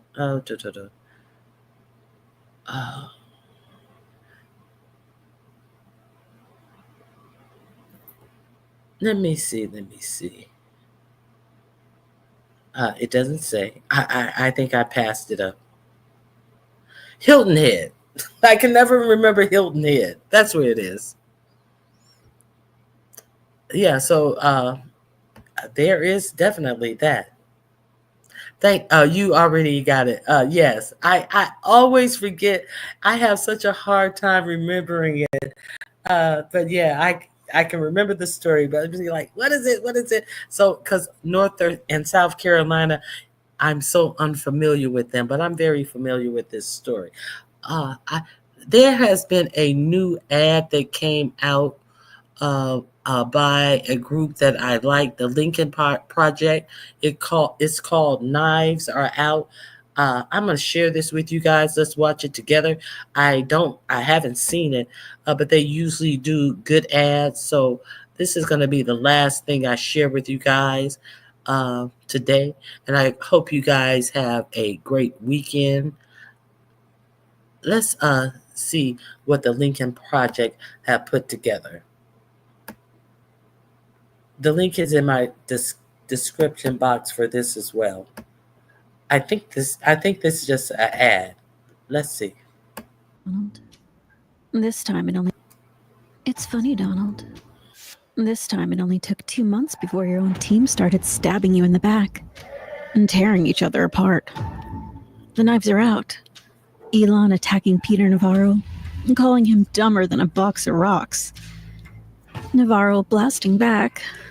Howard Lutnick under fire from your own West Wing. These idiots, please. Anonymous sources, leaking. Drip, drip, drip, Donald. Everyone around you is fighting, Donald. Not for you, for themselves, for their power. They're all leaking to the media. Telling the truth about your mess, your mistakes, your embarrassing performance at everything. And while they're fighting, you're sinking. Looked at your polls lately? Don't. They're as bad as your stock market. You thought they'd be loyal to you, Donald. Are you really that naive? They're ripping you off, getting power and fame from you while leaking against you. It's sad, Donald. So sad. Okay. They got him in his pride where it hurts. They went for the jugular, his pride. Okay. So Trump loves it like that tough reality TV setup.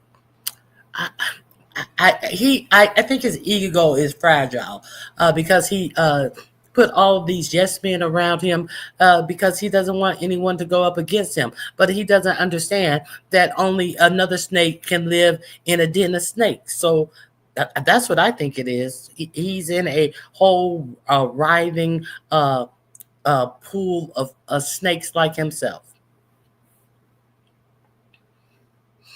Why? That was smooth as hell. She sound like a dominatrix. Trump loves it like that tough.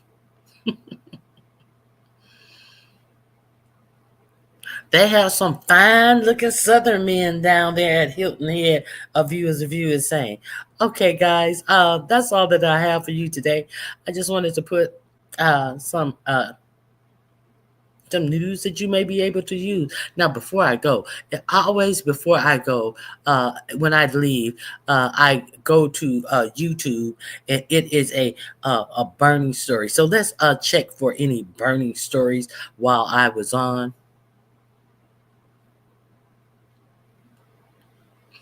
Oh, shit. They're saying that Trump has thrown his DOJ lawyer under the bus in the Oval Office. Let me take a peek. That would be Pandy Bimbo, as I call her. Let me see.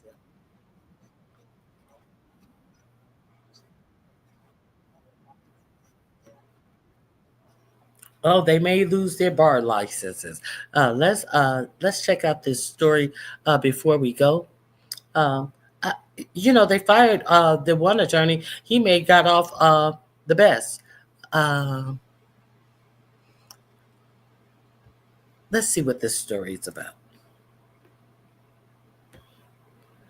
Okay.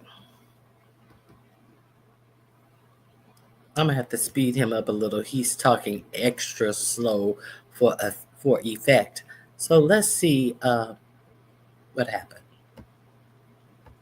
Trump DOJ lawyers, now your bar license may go bye-bye. Now you may go to prison. You know what? You don't have absolute immunity. Now your lives may be destroyed like the other lawyers that came before you who worked for Donald Trump. You know, maybe you should have listened to the warnings of, say, Michael Cohen, who went to Otisville Federal Penitentiary for being Donald Trump's lawyers. Did his warning not do it? How about all the other Trump lawyers who quit or who weren't paid or who Trump threw under the bus? That wasn't good enough. You thought that you were going to be different. You thought you were such a good lawyer. You'd be able to navigate it. Nope. Donald Trump's throwing you under the bus in one of the most egregious ways yet. You supporting Donald Trump's policy of kidnapping migrants and throwing them into extermination camps in foreign countries before federal judges and violating their orders. Guess what? Those federal judges aren't that happy with you, Trump DOJ lawyers. Now you're in the crosshairs of the federal judges who are pissed. So let me show you what went down. So we know that federal judge Boasberg in Washington, D.C. issued an order finding that the Trump regime, there was probable cause to hold them in criminal contempt, not civil, criminal contempt, such that if the Trump DOJ isn't going to prosecute, Judge Boasberg can appoint a special counsel that goes outside of the Trump DOJ process and goes and prosecutes these Trump lawyers and Trump officials who defied the court's order. Let me just read for you the order.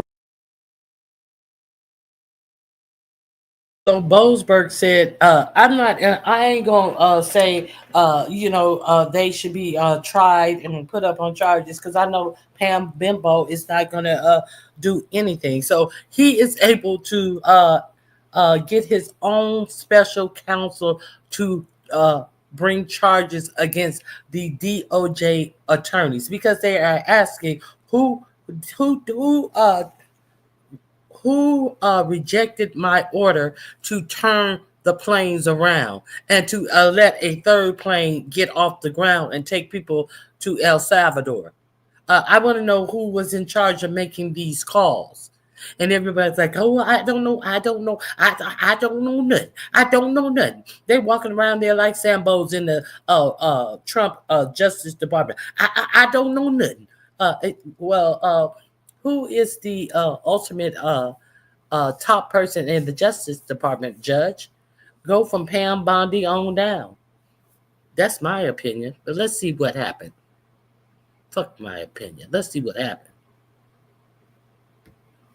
The order. Let me show you what Donald Trump said when he was asked about this order. Was he going to help his lawyers? No, it's Donald Trump. He ain't going to help you. He loves to see his own people suffer and everybody suffer. Judge Boasberg's order from April 16, 2025, 11:57 a.m. Order. Given the finding of probable cause for contempt set forth in the accompanying memorandum opinion, the court orders that 1, if defendants, Trump regime is the defendants, opt to purge their criminal contempt, they shall file by April 23rd, 2025, a declaration explaining the steps they have taken and will take to do so. And 2, if defendants opt not to purge their contempt, they shall instead file by April 23rd, 2025, declarations identifying the individuals who, with knowledge of the court's class-wide temporary restraining order, made the decision not to halt the transfer of class members out of U.S. custody on March 15th and 16, 2025, signed by Chief Judge James Boasberg on April 16, 2025. I'm not saying the judge followed our advice, but this is what we predicted a smart judge would do, which is Trump has absolute immunity based on the Supreme Court's decision. So unfortunately, not much you can do there. What are you going to do? Fine? Monetarily penalize the Trump regime for what they're doing? It's our taxpayer dollars. It's not Donald's personal money. So what, you're going to transfer tax dollars from the Trump regime to the court back to the federal government? That don't really make sense. But I said, what was the soft spot?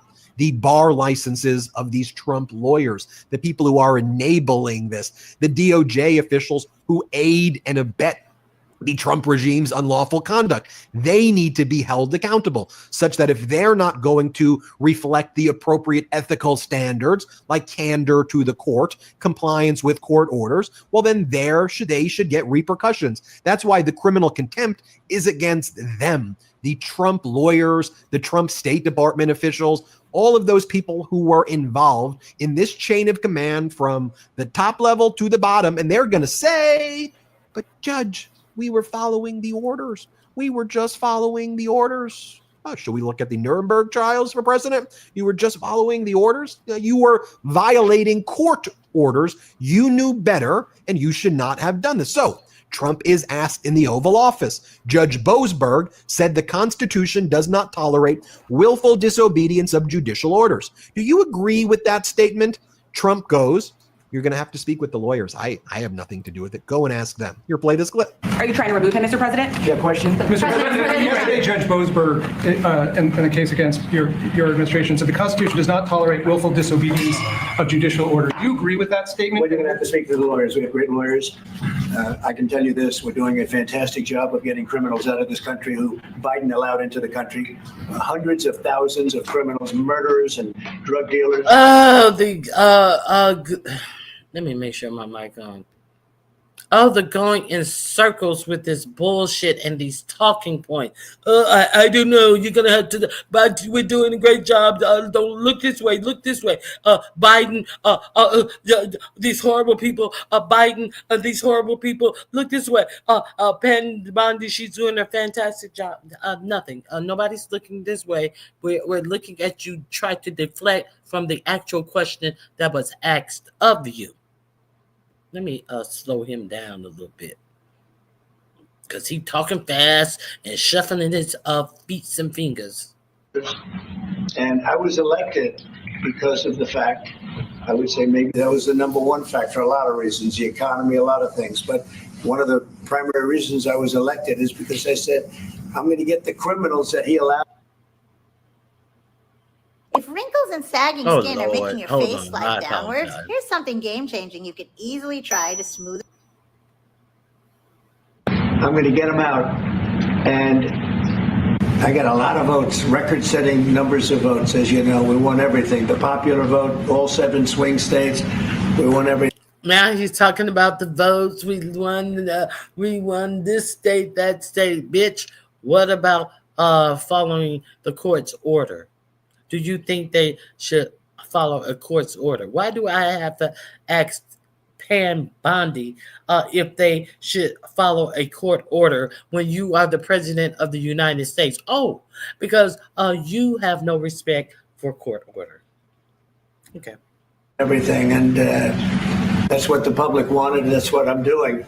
But you have to speak to the lawyers because it's up to them. So then Donald Trump is asked again yesterday, are you going to facilitate the return of Abrego, Donald? Because a lot of people are saying that when you kidnapped a migrant with no criminal history and sent him to an extermination camp in El Salvador, despite there being a withholding order saying you can't do that, and now the Supreme Court in a 9-0 ruling slapped you down, Donald. Slapped you down. What you gonna do? Donald Trump goes, I don't know. You're going to have to ask the lawyers. I have nothing to do with this. Ask the lawyers. Play this clip. Okay. Mr. President, following that, we have a great relationship with the president of El Salvador. Will you ask him to release Abrego Garcia so that you can facilitate his return here to the United States? And do you believe he deserves due process here? Well, I must tell you, I have to refer again to the lawyers. I'll have to do what they ask me to do. I had heard that there were a lot of things about a certain. Okay, so you're going to have to refer to the lawyers and you're going to have to do what they asked you to do. When the lawyers have already been told what they must do by a court judge, they appealed it up to a higher court, and then they appealed it up to the United States Supreme Court. They've all told you what to do. So what the lawyer's going to tell you? Let's see what the lawyers are supposed to tell him after he's lost cases. He don't know what to do. Elon Musk is not here to make him run for another office that's going to keep him from the repercussions of the decisions made in court. Now, so what are the lawyers supposed to tell you? Certain gentleman, perhaps it was that gentleman, that would make that case be a case that's easily winnable on appeal. So we'll just have to see. I'm going to have to respond to the lawyers. Mr. President, we're learning that there are now 2 deceased following that shooting. Okay, Donald, so let me get this straight. You had night. So what are you going to appeal? You've already appealed it, and then you appealed the appealment to the United States Supreme Court. So what are you talking about on the appeal? You're going to appeal the Supreme Court's decision, motherfucker? Is that what he Okay. Nayib Bukele, the leader of El Salvador, with you. You both played dumb and said, nothing we can do at all here. And now you're saying, just ask the lawyers. The lawyers know. Now, there's a whole line of history here again of Trump doing this with lawyers. Michael Cohen, of course, who literally went to jail. All Trump right. threw him in solitary confinement.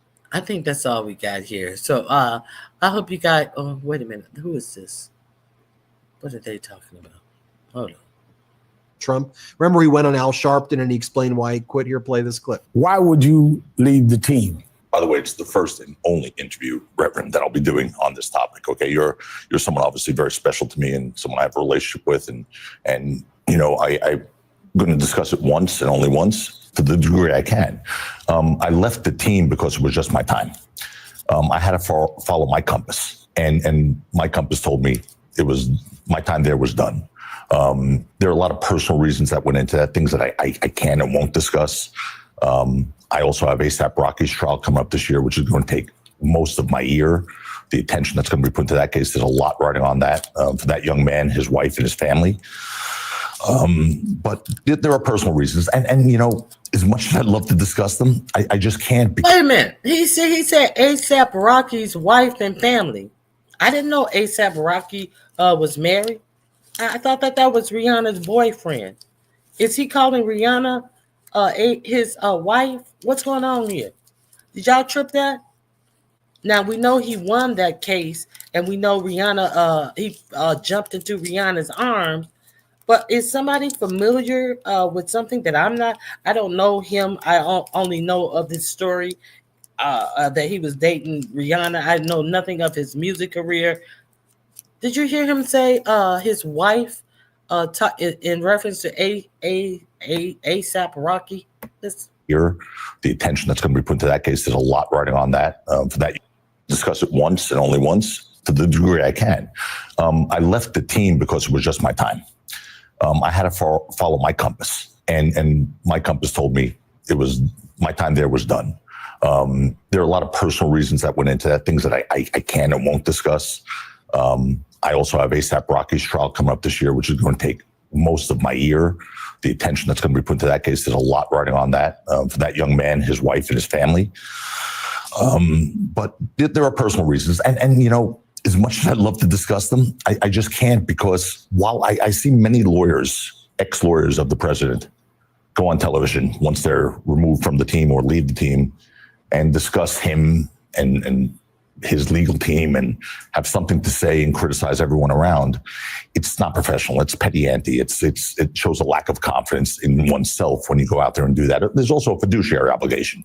So regardless of how I feel personally, I have to stay close to the vest when it comes to the exact personal reasons. Reverend, you and I are very close. We can always talk about that. But I just don't want to be like the lawyers who do things that, in my opinion, make them look very bad and violate what an attorney's privileges mean to a client, whether you are with the client or no longer with the client, whether you like the client or What the hell you come on the show for, to discuss the whole fucking matter? Then if you ain't gonna come on here and talk about, I can tell you in private. You should have told him in the phone conversation where he had to have you scheduled to come on his show and talk about it, motherfucker. Fuck out of here. I don't like the client, but I just had to follow my compass, and it was my time. You know, the interesting thing that's not getting enough attention in the reporting of Abrego Garcia showing signs of life. Democratic Senator Van Hollen heroically met with Abrego Garcia in El Salvador. They were photographed together after the... Well, that was a random story to put in with, maybe it wasn't. I don't know. Joe Tapachino has just taken another high-profile case. I wish I could remember what it was. I was surprised that he was the attorney, but he has just taken another high-profile case. Oh, I can't remember, but let's see. The Trump regime was mocking Van Hollen and posting meme and AI images of himself with tattoos on his face and MS-13 tattoos on his face, and just, overall just kind of mocking him. Senator Chris Van Hollen met with Abrego Garcia, and I know that like Nayib Bukele is trying to be like, this was perfect chat. All right. Yeah. Listen, it's going to be a long day with you. I see Ben Mycelis. That's all I have for you guys today. This link, I have already added it to the description box. Avail yourself to the Midas Touch, the fastest growing news channel on cable TV. And I am so happy about their growth as well. And Don Lemon is growing by leaps and bounds. Oh, wait a minute. Let me show. I'm just going to show you a slither of this. Let me show you a slither of this tape that had me rolling yesterday. I do not know why this man is so crazy, but he had a let me see. I think it is. I think this is the one.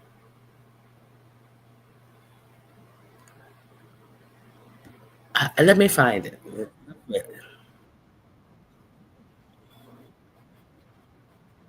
I got to get past the commercial.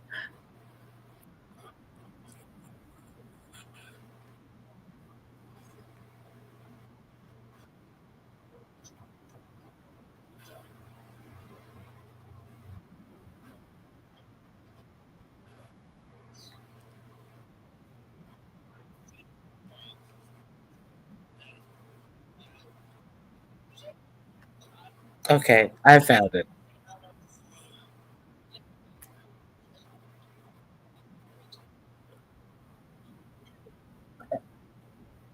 Okay.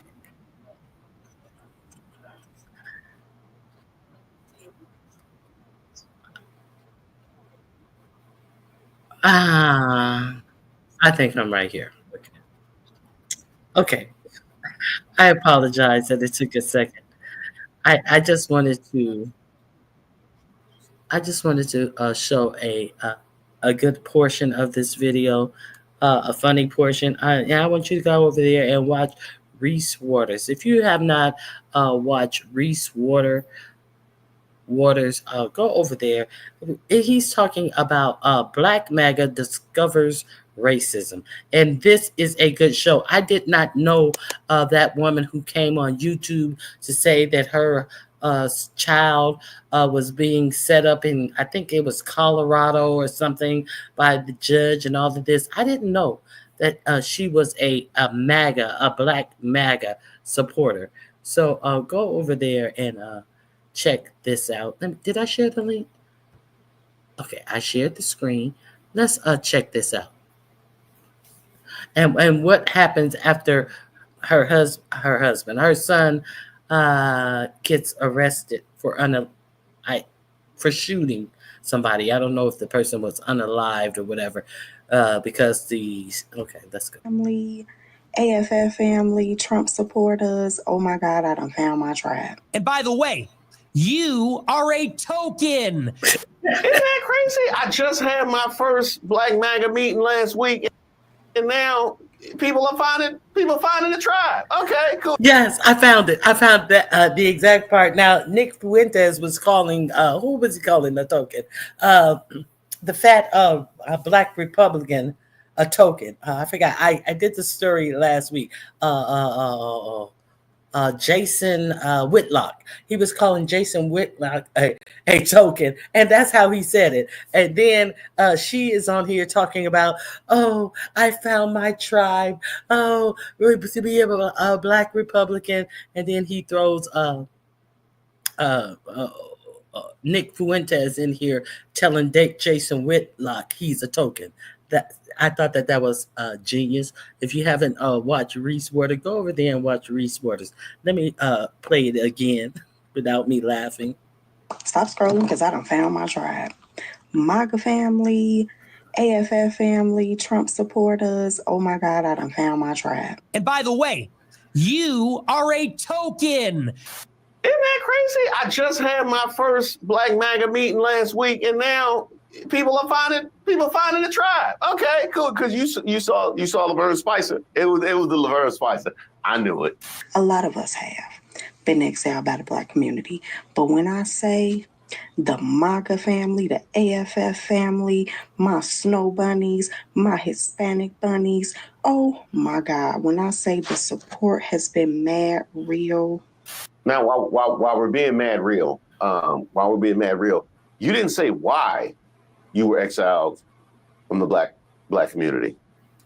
That's not what you didn't say why you were exiled from the Black community, and then you say the support from your snow bunnies and your Latino bunnies and all that. When did that support come? Exactly how long had you had on the red hat when the support came? That's what I want to know. It has been mad real, and I just want to thank y'all for embracing us, okay? Because we have been exiled from the Black community.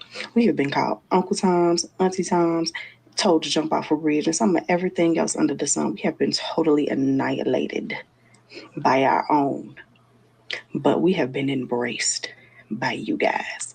I have found my tribe. If you are a part of this wonderful MAGA community, make sure to repost this video to keep this momentum going, of course. Comment something like, what's up, MAGA fan, hit a support. Make sure you hit them 4 words in there, and make sure you tap, like, and then follow. Let's follow and pick up each other, okay? Let's follow and pick up each other. Okay. So who you gonna run to when your son get in trouble? What color you gonna be wearing when you come to people when your son is in trouble? Let's find out. I didn't even realize it was the same lady. Repost this video, share, and let's grab each other. I'm actually going to do you one better. I'm going to watch another video. How about that? To replace the table, we chose to get something that... He's not going to like, subscribe, and share. He's going to show another video.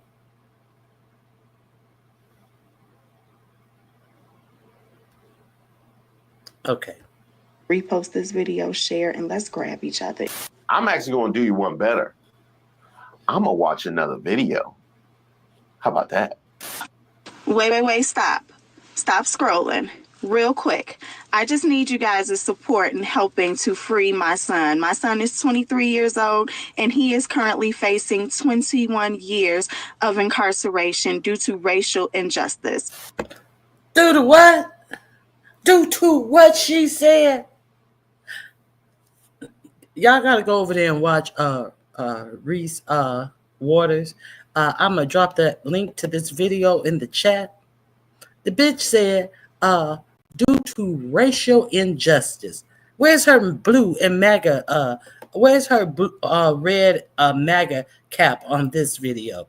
And why is she's like, stop. Like, I know y'all won't pass me up, but hold up. Okay, there's the link to that video. Look at his face. Like, bitch, what? Okay, so she needs to fall on her maggot family. Oh, you saw that? He was not lying. I don't think they got married yet. Okay, so go over there and check out Reese Waters.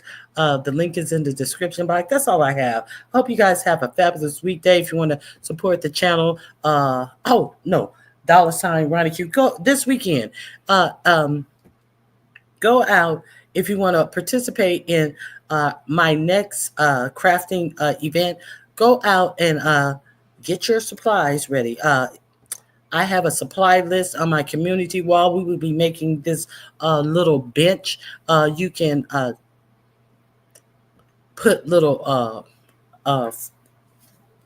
flower pots on it. You can put them on the seats. You can put them on the arms. You can decorate this very You don't have to paint it white. You don't have to stain the seat. Say if you wanted to paint it pink or blue or whatever color, we will be making this bench on Friday, the 25th of April at 6 p.m. Eastern Standard Time. I have the supply list.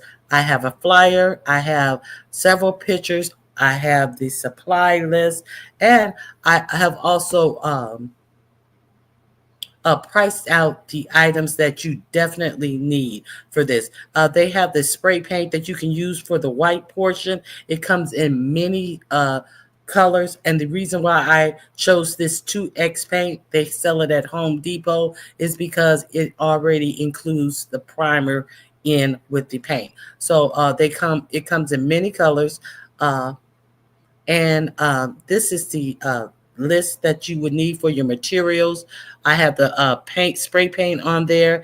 I have the pieces of wood. You need 3 pieces of 1x2 wood, and that is 8 feet long.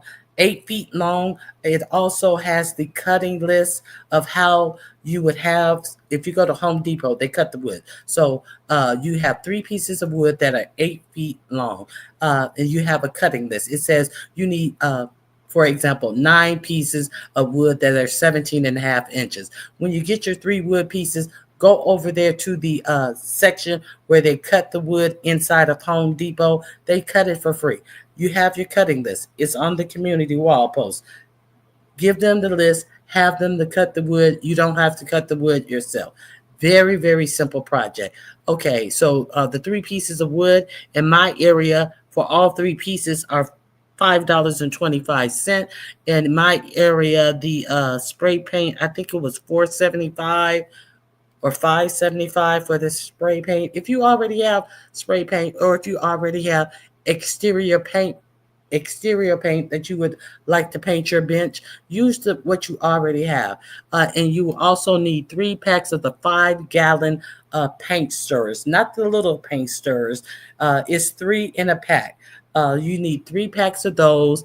In my Home Depot, in my area, 3 packs will cost you $4.44, and you need some stain. If you want to use the antique wax that they sell for crafters, they sell it at Walmart. They even sell a small one at the Dollar Tree. The small one at the Dollar Tree will be more than enough to stain the seat and the arms for this project.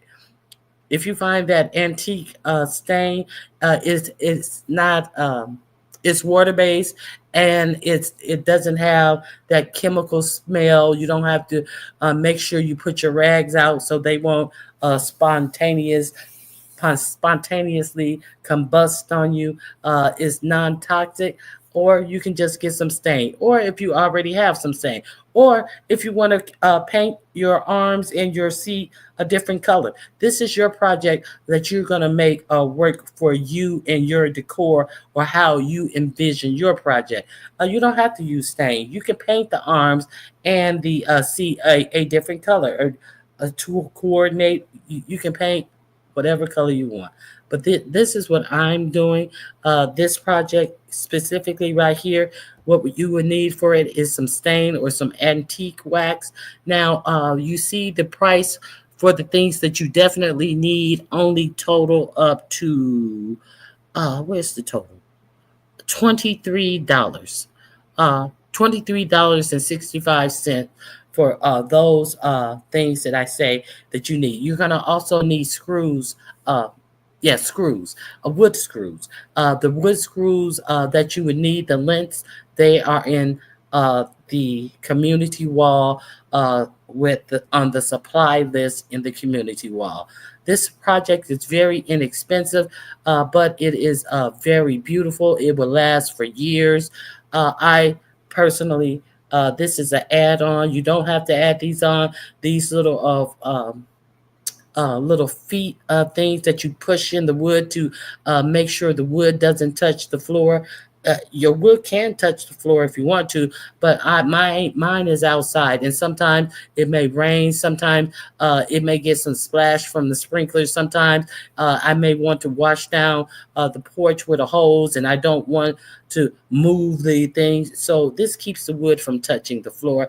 You can get 4 for under $3.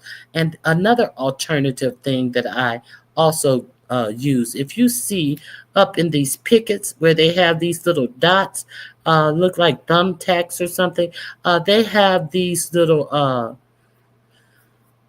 upholstery picks that you just push in your wood. I use one in every pick of my back of my bench. You can buy some of those.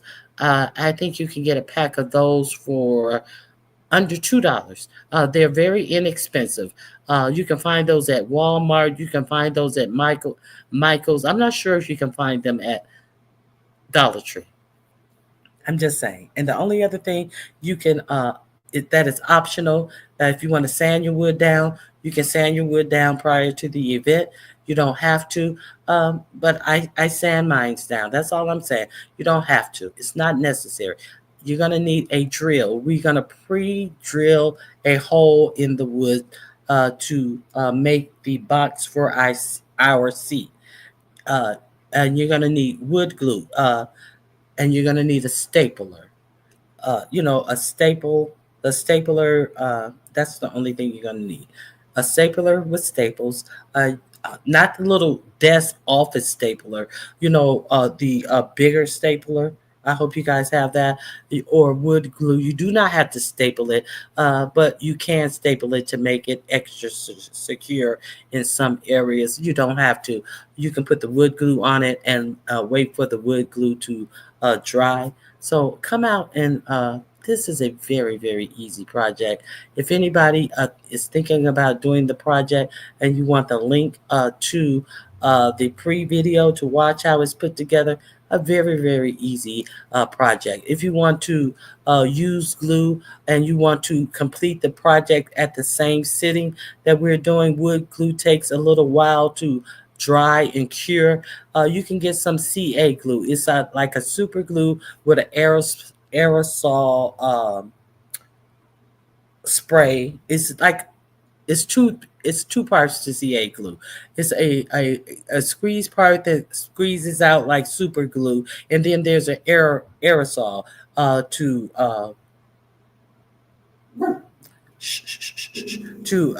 actually make the glue adhere.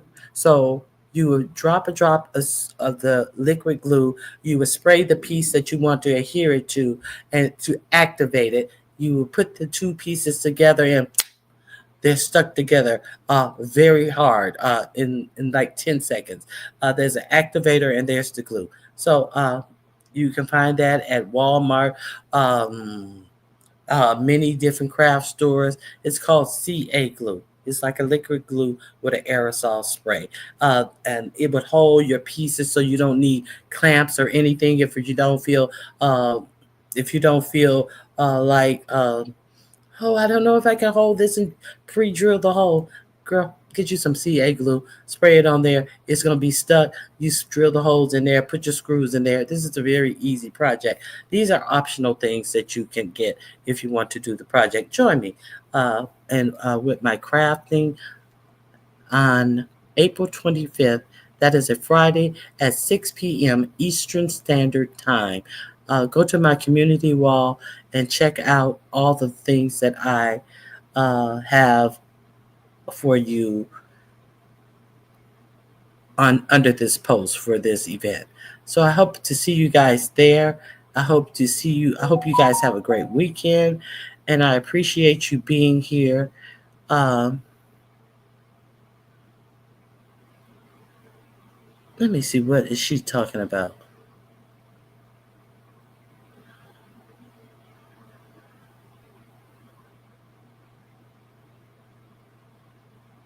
She needs to call her maggot family. Truth and Reason is laughing at the maggot family. Hey, Truth. I would get my items. Girl, bye. I'll believe it when I see it. William Carruthers wood touches the floor. Is it 8-foot wood? Is it a soft wood or a hard wood? I can imagine it is a soft wood. All right, guys, I'm out of here. Look at Reese. Like Reese looking at me like, you believe it's a hardwood? Reese, bye. Bye, Reese Waters. All right, guys. I hope you guys have a great weekend. I'm out of here. I done ran out. I ain't got shit else to say. You done just run out of you done run out, girl. Okay, let me get out of here. Bye-bye.